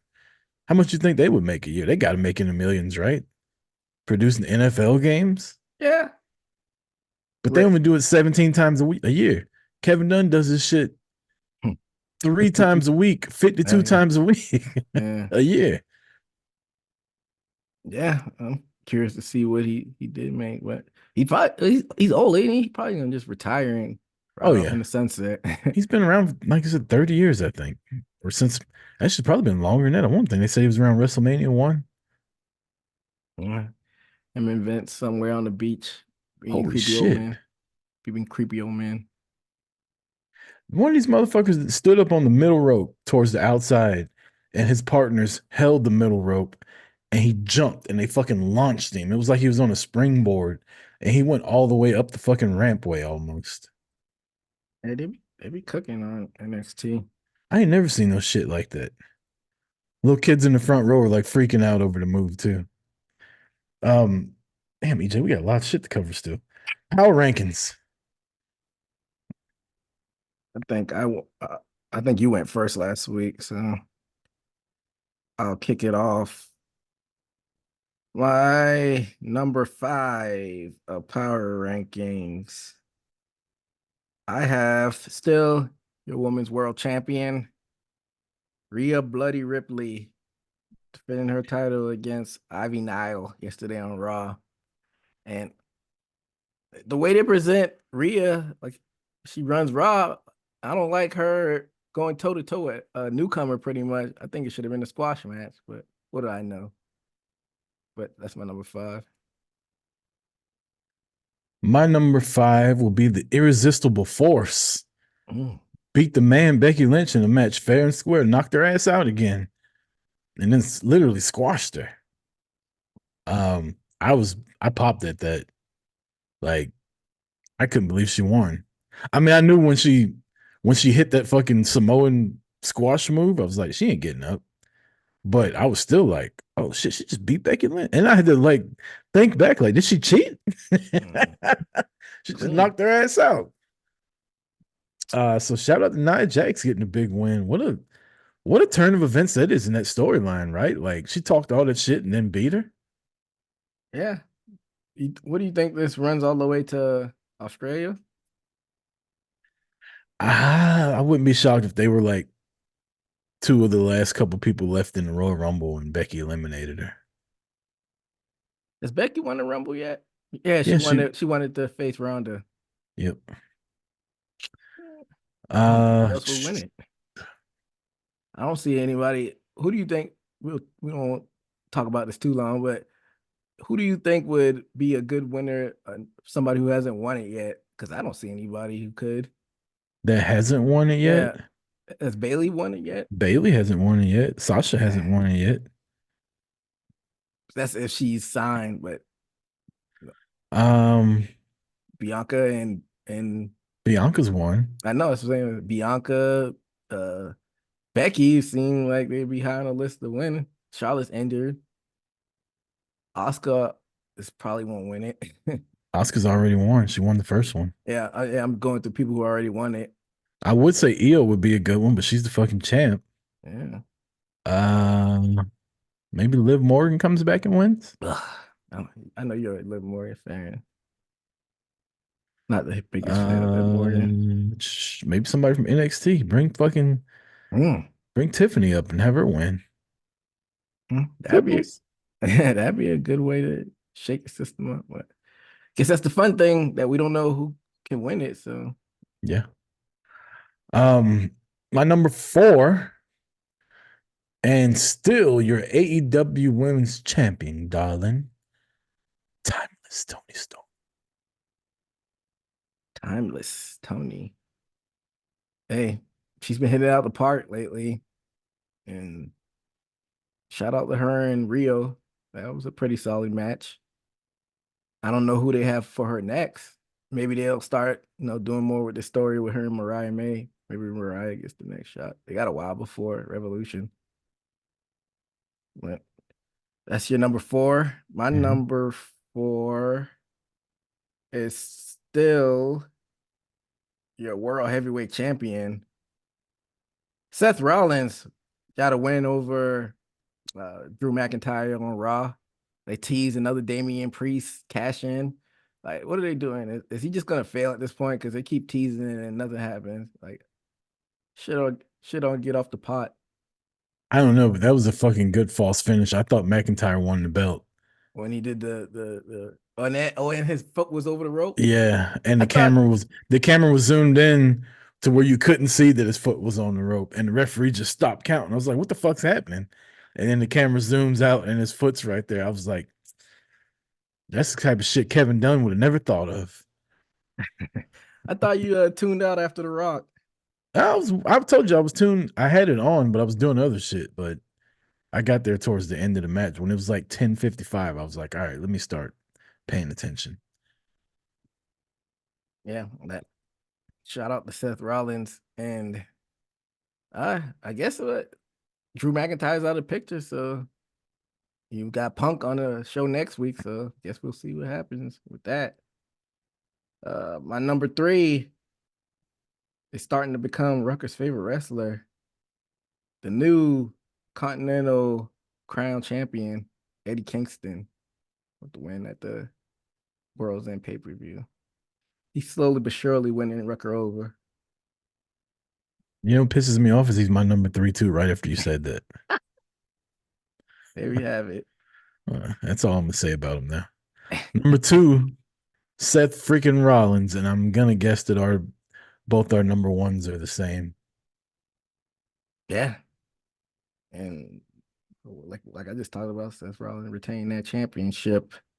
My number 2 is a guy that usually wouldn't make my rankings because I usually only put people to wrestle, but I gotta put one of the all-time greats, one of your favorites, Dwayne "The Rock" Johnson, for whooping Jinder's ass and teasing the WrestleMania match.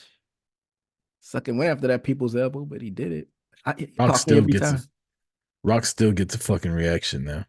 It's ridiculous. Pops me every time doing the people's elbow. It's such a ridiculous move. It's so stupid, but I love it. But we've all grown and just love it.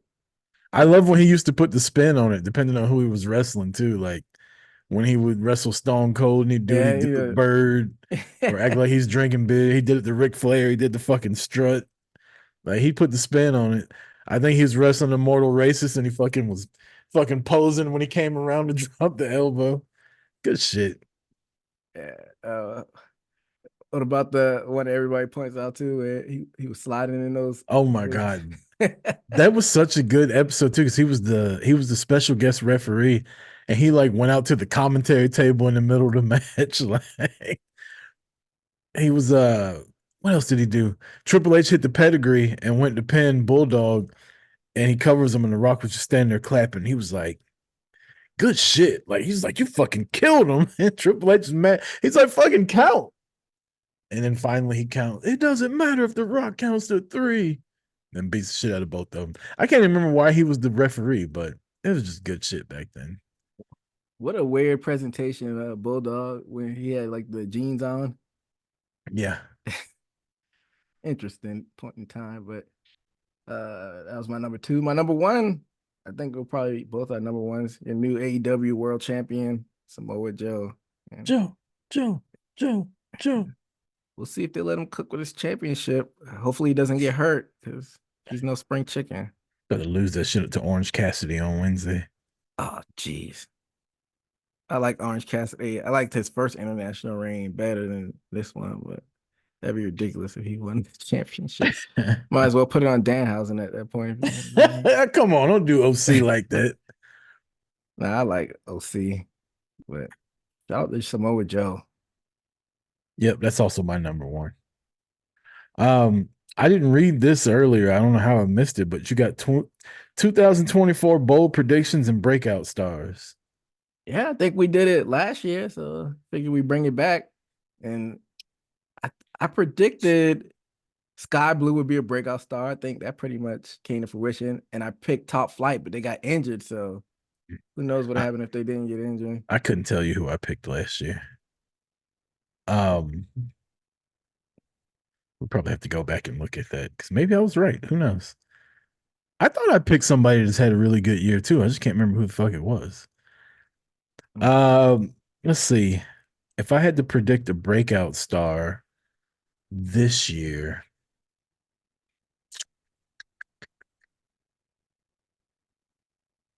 you have to define that. What does that mean? Because like if I pick Trick Williams, is he technically a star already? That's like, pleasure. That's a tricky one because he's broken out on NXT. I guess you could say if you predicted him to break out on the main roster, I say you can still pick that. All right, I'm gonna give you a couple. I'll do Fallon Henley. Okay. I will give you the Creed brothers. Yeah, that's a valid one because they're still going through that little rookie or new phase. They hadn't really blown up like that. And I don't know who could break out in AEW. You got a few choices. Sky Blue would be a good one again because I mean, she didn't really do anything. Like she broke out, but she didn't really do anything. She hadn't won anything, but this has been her best year though. Yeah. I guess I should have thought about this. Yeah, that's all I'm gonna do. I'm gonna do Fallon Henley and except forget AEW. Yeah, fuck AEW. They might not even be around next year. Just fucking. So I guess that's one of your bold predictions. You didn't give No. I'm fucking around. My bold prediction will be that a main WWE star will leave WWE for AEW. Like, what do you mean by main? I mean, one of the top 5 people in the men's or the women's division will leave WWE for AEW in 2024. Ooh, that is a pretty bold prediction. Is that your only one, or you got any more? Cody Rhodes will not beat Roman Reigns this year. That's bold. I think I might agree with you on that one. The way it's shaping out. My other bold prediction, kind of sooner than later, Brock Lesnar and Mickey James returning at the Royal Rumble. Mickey is a bull one. Brock, we know he's gonna pop up at some point to get the bag. But I like it for a Rumble. That's pretty bold just to say when he's gonna do it though. Okay. Roman Reigns will get pinned twice this year. God barely wrestles, so that is a bold prediction. That's it. That's all I got. So my breakout star, I'm gonna do a repeat from last year just because maybe they can stay healthy this time. I'll do Top Flight or finally break out if they can stay healthy. Mm. I'm gonna go with somebody. She's not even on the main roster right now. I say she makes her way up there and starts to break out. Billy Starks in ROH. Thinking she might make her way up to the main roster. In WWE, I think it's finally time when we'll see DIY breakout. That's a bold prediction. And they'll win a tag team title. And I say Ilya goes up to the main roster and maybe mix it up with Gunther again. And as far as the women go, I'm thinking maybe this will be the year that Zelina will finally break through and get one of those titles because we saw, a little bit of it at that Puerto Rico pay-per-view, but then they cooled her off again. So I'll say this will be her breakout year. And then as far as bold predictions go, I'll say before the year is over, Jay to win a main title. Jay to win a main title before the year is over. I'll say that CM Punk is out of the company by the end of the year. That ain't bold. And also, I'll say Gunther wins a world championship by SummerSlam. And that's all I got. I did remember that I picked Ricky Starks as one of my breakout stars last year. So I think I hit on that one. Yeah. Yeah, because he being Punk, so it's a pretty big year for Ricky Starks. He's still a Beat tag team Danielson too, didn't he? Nah, Danielson beat him in that strap match. I thought they had more than one match though. Nah, him and Punk had multiple matches, and him and Danielson only got one because. Yeah, you're right. Oh, I'll say another. I got a couple more bold predictions actually. I think MJF will be in WWE this year, and then I say either both or one, either KO or Sami Zayn will be in AEW for the years up. I don't even know their contract structure. I think KO might even sign the long term like last year. So I think you're right. That's why it's bold. But that's all I got. Well, let's get to these NFL picks and get the hell up out of here, EJ. I believe I made a hell of a comeback last week, right? Right? We both did. We both did well though. Like I was kind of upset because you picked Philadelphia losing. That like kept you on pace with me. You're right. Philadelphia did lose, and you also picked a pretty other a bold prediction that came true. Holding it up right now, I can't remember off the top of my head. So you had that's not that bold. The Packers beating the Vikings. I didn't think they would stomp them like that. But yeah, we both ended up 12-4, so we both did well. And on the year, that puts me at 164 and 92, and you at 146 and 110. So both of us are well over 500. I'm still confused as to why the Rock's daughter is always in Shawn Michaels' office. Yeah, after Schism broke up, they just transitioned her to like a deputy sheriff. I don't understand, and they didn't tell us really why. I don't get it. I guess they're probably trying to keep her out of the ring as long as they can. Maybe she's finally getting the reps in at that performance center. Well, for the NFL last week of the season, In the AFC, we have 3 playoff spots available. You have the Ravens, who have clinched number 1, the Dolphins, who are in, the Chiefs are in, and the Browns are in. In the hunt, you got the Jaguar. I'm sorry, all 4 of these teams are in. Ravens, Dolphins, Chiefs, and Browns, they're in. The Jaguars, who were first in their division, the Colts, second in their division, tied with the Jaguars, and then the Bills are number 6. The Texans can still get in. They're 9-7, and the Steelers can get in. So you got 3 spots left, and you got 1, 2, 3, 4, 5. Technically, you got 2 spots left because one of these teams is going to win the AFC South, and a couple of them aren't eligible for it. So in the NFC, teams that have made it are the 49ers, Cowboys, Lions, and Eagles. The Rams, the Bucks, and the Packers are all still there. And on the bubble, you have the Seahawks, the Saints, the Vikings, and the Falcons are still alive. Wow. The Falcons, that'd be great if the Falcons got in and played the Cowboys. But those are your playoff teams and not seedings, but who's available and who's not, or who's still alive and who's not. And then we will get to some games. Saturday, 4:30.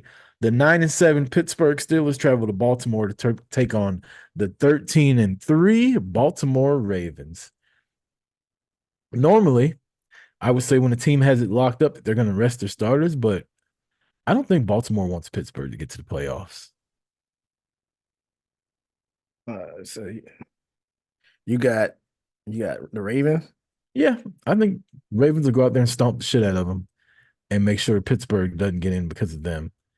I don't think because Pittsburgh's one of those. They're not scared of Baltimore. I don't think Baltimore will want the Steelers to play them in the. Now they probably beat the shit out of the Steelers, but if there was one team that could come out there and smack Baltimore in the mouth, it's probably Pittsburgh. So I think the Ravens are going to give Pittsburgh everything they want this week, and I don't think they'll rest their starters. I got Baltimore too. I'm also going to go to the NFL playoff machine, and I'm going to put my picks in there and see what the playoffs will look like if my picks come to fruition. I didn't know they had some sick color playoff machine. Yep. They've had this for a couple years now. So what you do is around week 15, you can go to the playoff machine, and what you do is every week you pick all the games, and it puts all the formulas in and shit like that to tell you who's in and who's not. So I picked week 18. I picked Baltimore. All right. Next game, the Houston Texans and the Indianapolis Colts. The winner of this game, EJ, wins. Oh, never mind. Wow, the Texans could still win the division. Holy shit. Even the Jags have to lose though, right? Yeah, the Jags have to lose to who's the other team in their division? Titans. The Jags would have to lose to the Titans, and the Texans would have to win. Wow. Is CJ Stroud back? That I can't tell you. I got too much shit open right now, but I'm still picking the Texans. Every time I pick the Colts, they let me down. I know, right? Where's this game at? This game is in Indianapolis. Give me the Texans as well. I want chaos this weekend. The Buccaneers at 8-8 take on the Panthers. The Buccaneers right now are the number 1 team in the NFC South. All they have to do is win, and they win the division. And they're playing the Carolina Panthers. I'm taking the Panthers. I mean, not the Panthers. I'm taking the Bucks. Yeah, I got the Bucks as well. But the Cleveland it's division rivalries with all of these games. So Panthers might be trying to keep them out just to say F you. The Cleveland Browns travel to Cincinnati to take on the Bengals. The Bengals are eliminated from the playoffs at 8-8. Really? Really? Mm-hmm. With an 8-8 record, huh? Yep. I Just got the because of Browns. tiebreakers and such. Um, I feel like the Bengals will win just because the Browns will probably be trying to use this as a bye week. They can't go any lower or higher, so Mm, I don't think they would play everybody, even though Cincinnati still sucks though. I got the Browns. The Minnesota Vikings at 7-9 take on the Detroit Lions. Again, the Lions can't go up or down, and the Vikings can actually make the playoffs. This is in Detroit or Minneapolis? This is in Detroit. This is a tricky one because, like you said, they can't go up or down. They might sit their starters, We will. but that's the reason why the NFL transitioned to doing division because still got that rivalry. But I'm gonna say the Vikings win it, even though they disappointed me last week by getting their head stomped out of Packers. I'll take the Vikings also. A nobody cares bowl with the Jets and the Patriots. Just give me the Where fucking. where's it at? It's in New England. Give me the Jets. I'll take the Patriots. Atlanta Falcons travel to New Orleans to take on the Saints. Both teams still alive in the playoffs. Also, none of these teams know who's going to win the other games because they're all playing at the same time. It's dope. I got the Saints.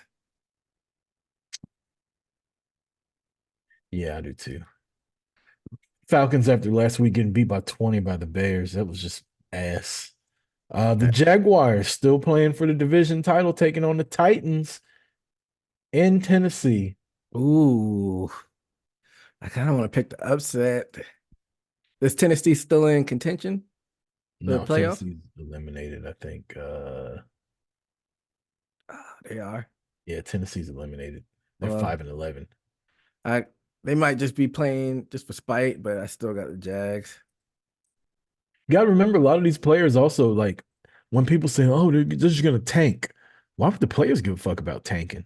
Like they still got to go out and earn incentives and shit like that. Exactly. Some of them need like 7 more tackles, you know? Some of them need to prove their worth for next year. So, The Seattle Seahawks and the Arizona Cardinals. who did you pick in that last game? Oh, I had the Jags. Okay, Seattle versus the Cardinals. You said right? Yep. Where's this at? This is in Arizona. Hey, you called last week the Cardinals beating the Eagles, which helped our Cowboys out. I didn't see that one. Um, Seahawks are still in contention for playoff, right? Yes, sir. And the Cardinals been they basically showed last week they don't care about your standings in the playoffs. But man, I can't bet against Pete Carroll. I'm gonna go with the Seahawks, but I am not confident in this pick. I was leaning towards the Seahawks, but the way I saw Kyler Murray light up the Eagles secondary, the Seahawks secondary is trash too. I'm gonna go with the Cardinals.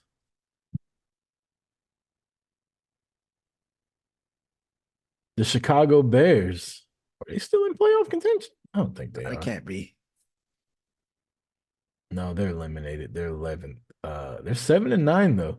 They can get to 8 wins for the first time in who knows, probably since they went to the Super Bowl. The Bears are taking on the Packers, who need to win this game in order to get to the NFC playoffs. And this is in Green Bay. Yes, sir. I got the Packers. I'm taking the Bears. Okay, so you think the Bears about to keep them out? I don't know. I'm picking on the playoff machine, but I'm not looking at the bracket. I'm gonna wait till the end to see what all the fucking chaos I'm causing happens. I think by the Seahawks losing, the Bears are probably, I mean, the Packers are still making even when they lose. You got the Kansas City Chiefs taking on the Los Angeles Chargers. Kansas City's in the playoffs. Los Angeles is not. Kansas City cannot move up or down. They This will is probably be resting everybody this is in Vegas. in Los Angeles, Chargers. Oh, you said I thought some reason you said the Raiders. Ah, see, I think they need to get all the reps they can with those players with those butterfingers. They probably need to play their players. I still got the Chargers been sucking though. I still got the. I probably should go with the Chargers. Let me go with the Chargers. Like you said, the Chiefs don't have anything to play for, so I'll go with the Chargers. Yeah, I'll take the Chargers also. The Denver Broncos travel to Las Vegas to take on the Raiders. The best thing, if I'm Denver, if I'm a player with Denver, I'm like, I'll be back to get my shit in a couple weeks. I'm gonna stay in Las Vegas after this game. They ain't got shit. They ain't got practice to go to. Like, remember when before the Raiders got there, people were like, "You can't have a team in Vegas. The home players will never, take their craft seriously." But Yep. I mean, they used to living there. Like, it's like this. You can say that with Miami or LA. I think it probably affect away players more than what it would like the home team. Oh yeah. But I got the Raiders in this one. Yeah, I got the Raiders also. The Philadelphia Eagles travel to New York to take on the Giants. If the Eagles win and the Cowboys lose, the Eagles win the division. This is in New York. Yes, sir. In East Rutherford, New Jersey. I got the Eagles. I'll take the Eagles also. The Los Angeles Rams, who need to win in order to stay in the playoff.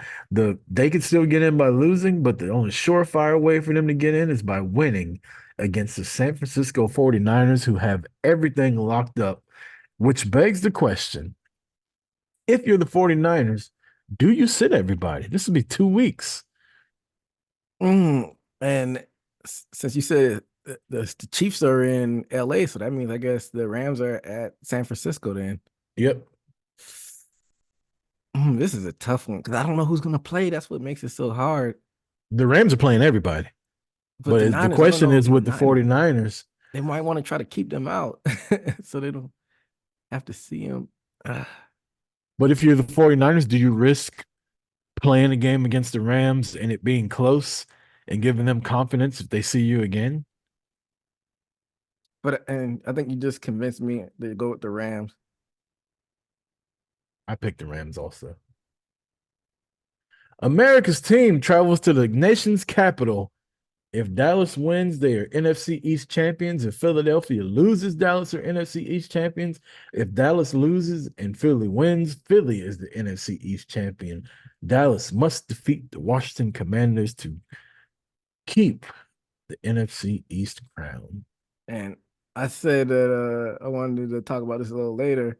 Well, I didn't get it because I was dozing in and out, and I had AEW on. Why people are up and had their panties in a bunch, up in arms for that subbing in the eligible man. What was exactly the sequence with that? Because I never. So what happened was the Lions, and they've admitted to this, they were trying to confuse the Cowboys. So when you have an eligible lineman that can go out, they have to go tell the referee.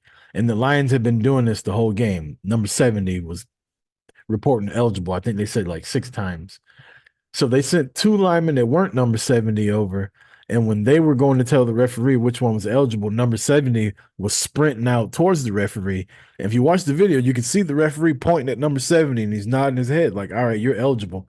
And then he literally gets on the microphone and says, number 70 is reported eligible, number 70. So then he tells Dallas, like, number 70 is eligible. So Dallas guards number 70 and doesn't guard number 68. They throw it to number 68. They get a flag. They say he was an ineligible receiver. And they're all like, no, we fucking told you. And of course, everybody's looking at the video. They're like, well, why would the guy run up to him? But Detroit has said that we were trying to trick the Cowboys and hope that they didn't hear it over the loudspeaker. Turns out Detroit didn't hear it over the fucking loudspeaker because the referee says number 70 is eligible, which means Goff shouldn't have threw 68 the ball if he would have known that he didn't get reported. But they just assumed that he was reported. So it's a big to-do. So they got a 5-yard. They were trying to win the game on a 2-point conversion. They got a 5-yard penalty. They could have just kicked the field goal and went to overtime, but he wanted to go for 2 again. They throw an interception, but Michael Parsons is offsides. So now the ball's back on the 2-yard line where we started at the beginning with. So he goes for it again and they don't get it. And everybody's like, Dallas cheated and the refs helped him. What the fuck they did? There was a lot of shit that went into that. I just told you. Like, or they could have tried to go for overtime and not be cute. Right. Once you get that penalty, just kick the field goal and go to overtime. But of course, it's the Cowboys, and everybody's like, they cheated, and nobody had all the facts the next day either. Like, we're all arguing on social media, and none of us knew that, like, Detroit admitted that, yeah, we were trying to be sneaky. And like, I pointed out to a couple people on the Carl page, I was like, why'd they have 3 linemen running up? Like, are all of them eligible? Like, you can't get mad at the referee if he got confused when y'all are trying to confuse the other team. Like, you got to let him know. Like, the responsibility is on the Lions, not the referee, I think. So you did a good job of explaining it, because I was listening to like the CNR, and they were like, "Oh, the referees just screwed Detroit," but they didn't give all of those facts. So basically, it was Detroit just trying to get a little bit too cute for their own good, and ended up confusing the refs too, even though There it was a wasn't lot probably of refs' fault. there was a lot of immediate lazy takes, and I hate to say lazy, but it was like, just to say that Detroit got screwed by the ref. That's not what happened. Like, now that everything's come out, like, we know what happened. In the moment, all you see visually is number 68 going up to the referee along with another lineman, and then another one running out there at the end. But if you look at the video, you literally see the referee, the 2 linemen are right here, and he's looking at 70 run on the field, and he's pointing at him, and he's nodding his head like, all right, you're eligible. So They should have said something then, like, no, it's me, 68.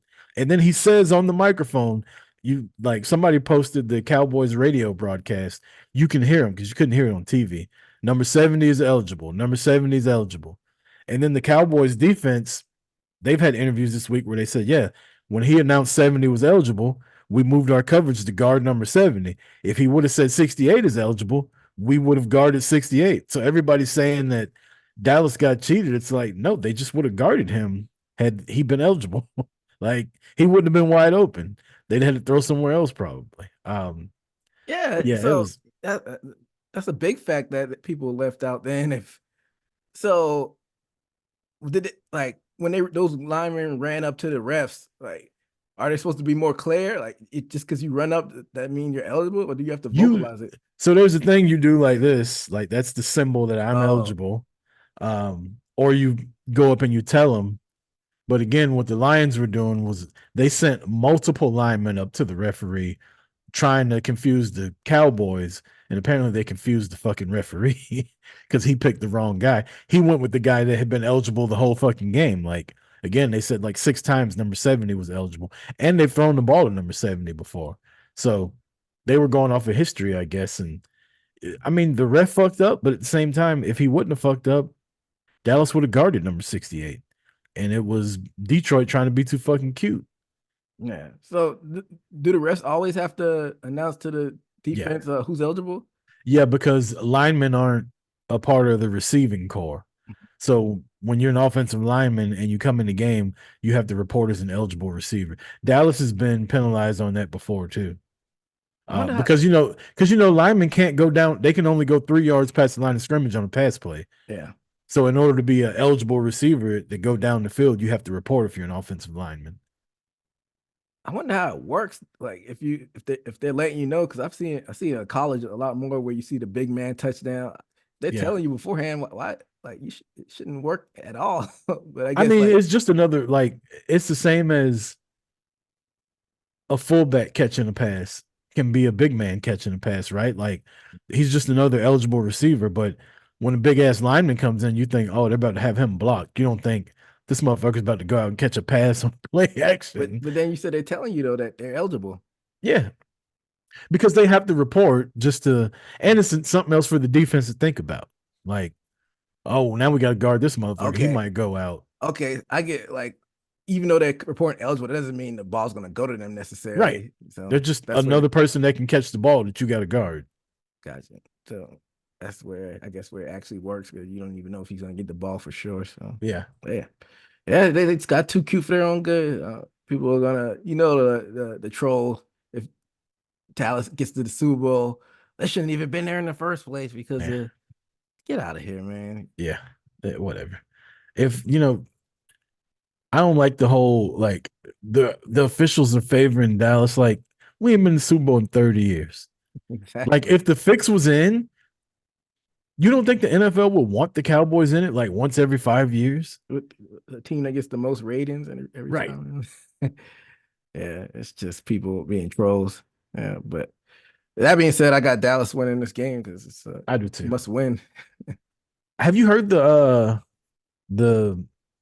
not rumor, but the hypothesis that Dak plays bad in cold weather since last year because he got that steel plate in his hand and his hand gets stiff when he's in like below 30 degrees? There's probably no truth to that. What do you think? I don't know how they were reading off his stats in games that are cold and it ain't the fucking best. I mean, he is black too. Those black people don't like the cold. That's probably all it is. Probably all it is, man. That's why Peyton Manning was so damn good in the wintertime.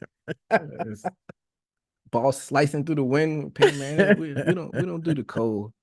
That was easy. Yeah, they should have just said that on fucking PTI. Last game of the weekend at 8:20 prime time. The Buffalo Bills travel to Miami to take on the Dolphins. Buffalo could win the division, or they could not make the playoffs. Oh, so this is a must win. What are the implications for Miami with this one? Miami's in the playoffs regardless. Had they beat Baltimore last week instead of getting smoked, they would have been able to win a Number first one. round bye with this week.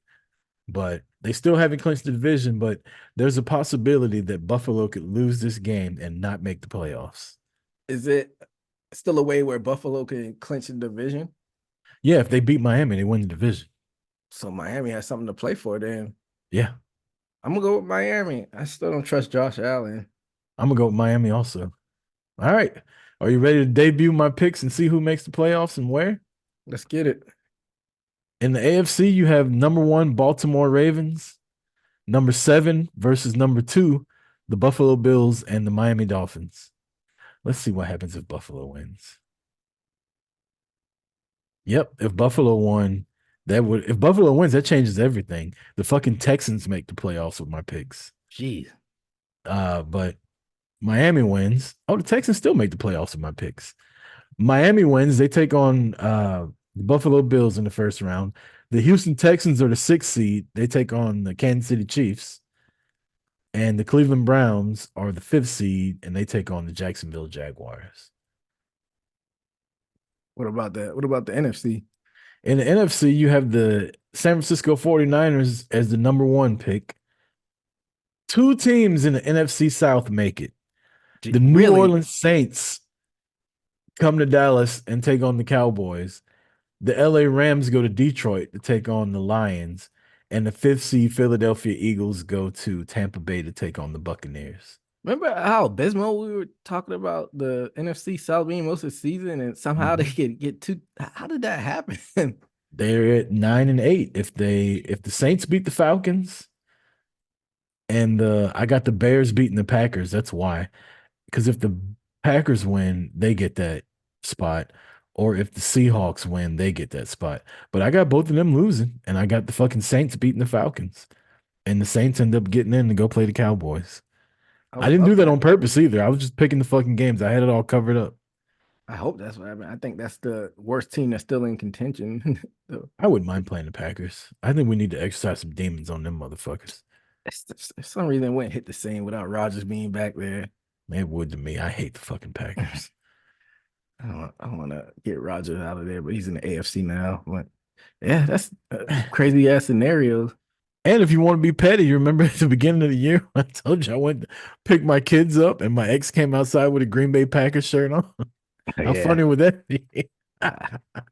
Actually, that would suck if they ended up winning and her new fucking boyfriend put my team out of the playoffs. Let's hope that doesn't happen for many reasons. But yeah, the playoffs heating up, man. It's gonna be exciting last week. It's gonna be a fun. It's gonna be a fun playoff. I think. I know you say this every year, but I think this is gonna be fun for Dallas this year. Any other year is like other teams where you're like, okay, it still could go 50-50. This is like the year where like you might be facing NFC South team. It's really nothing that should really stop you from getting to the championship game. In almost every game they're gonna play in the playoffs, they're gonna have the best quarterback.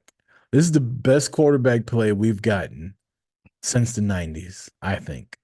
I think Dak right now is playing better than Romo ever played at any point in his career. Now, that 2014 team with Romo was balling in, but he couldn't move either.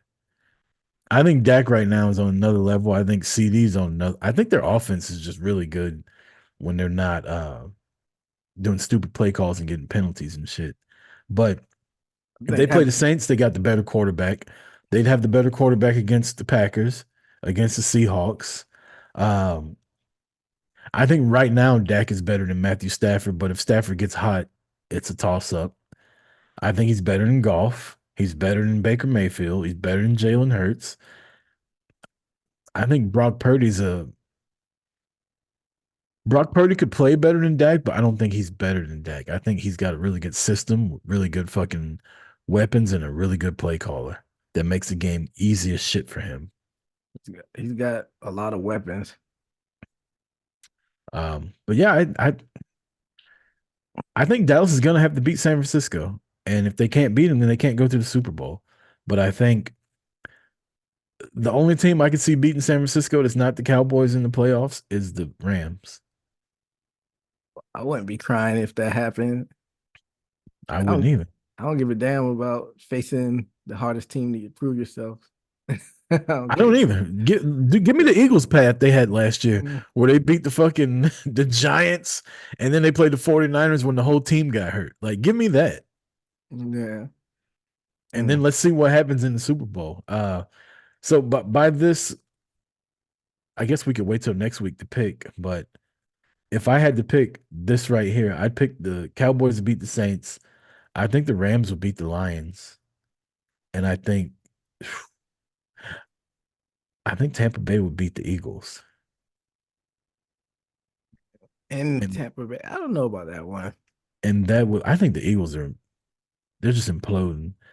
And that would leave Tampa Bay at Dallas in the second round and the Rams at San Francisco. Tampa Bay. See, that's what I'm saying. This is the year to get to the NFC Championship. I don't know. Yeah. If they win the first game, their second game's at home. They're guaranteed home games as long as they're in the playoffs until they get to the championship. So if they win wild card weekend, they're guaranteed to have a home game the next week. Knock on wood, we're saying this, assuming that everything goes good this Sunday. Oh, they're gonna beat the shit out of Washington. Better, man. I've seen strange things happen. But yeah, playoff football, man. It's that time of year. Yes, sir. Then we got the national championship with Michigan and Washington next week. Who you got? Give me Michigan, man. Harbaugh finally breaks through. I want Washington to win. I like purple.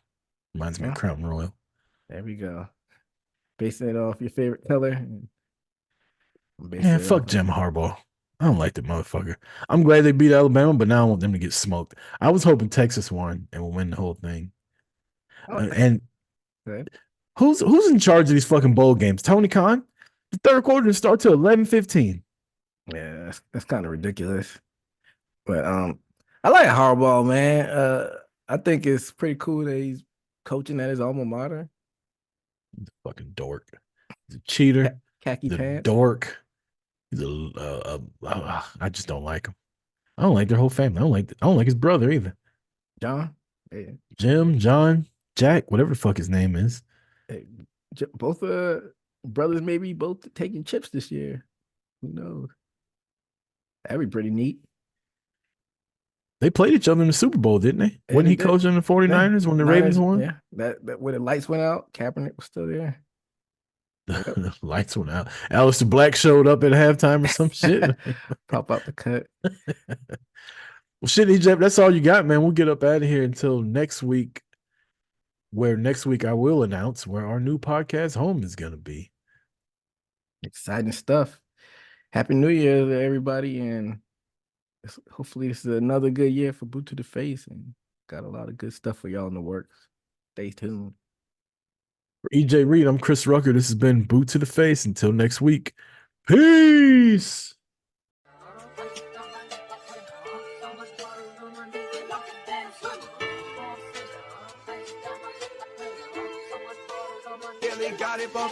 Leg drop, boot to the face, we won't fold.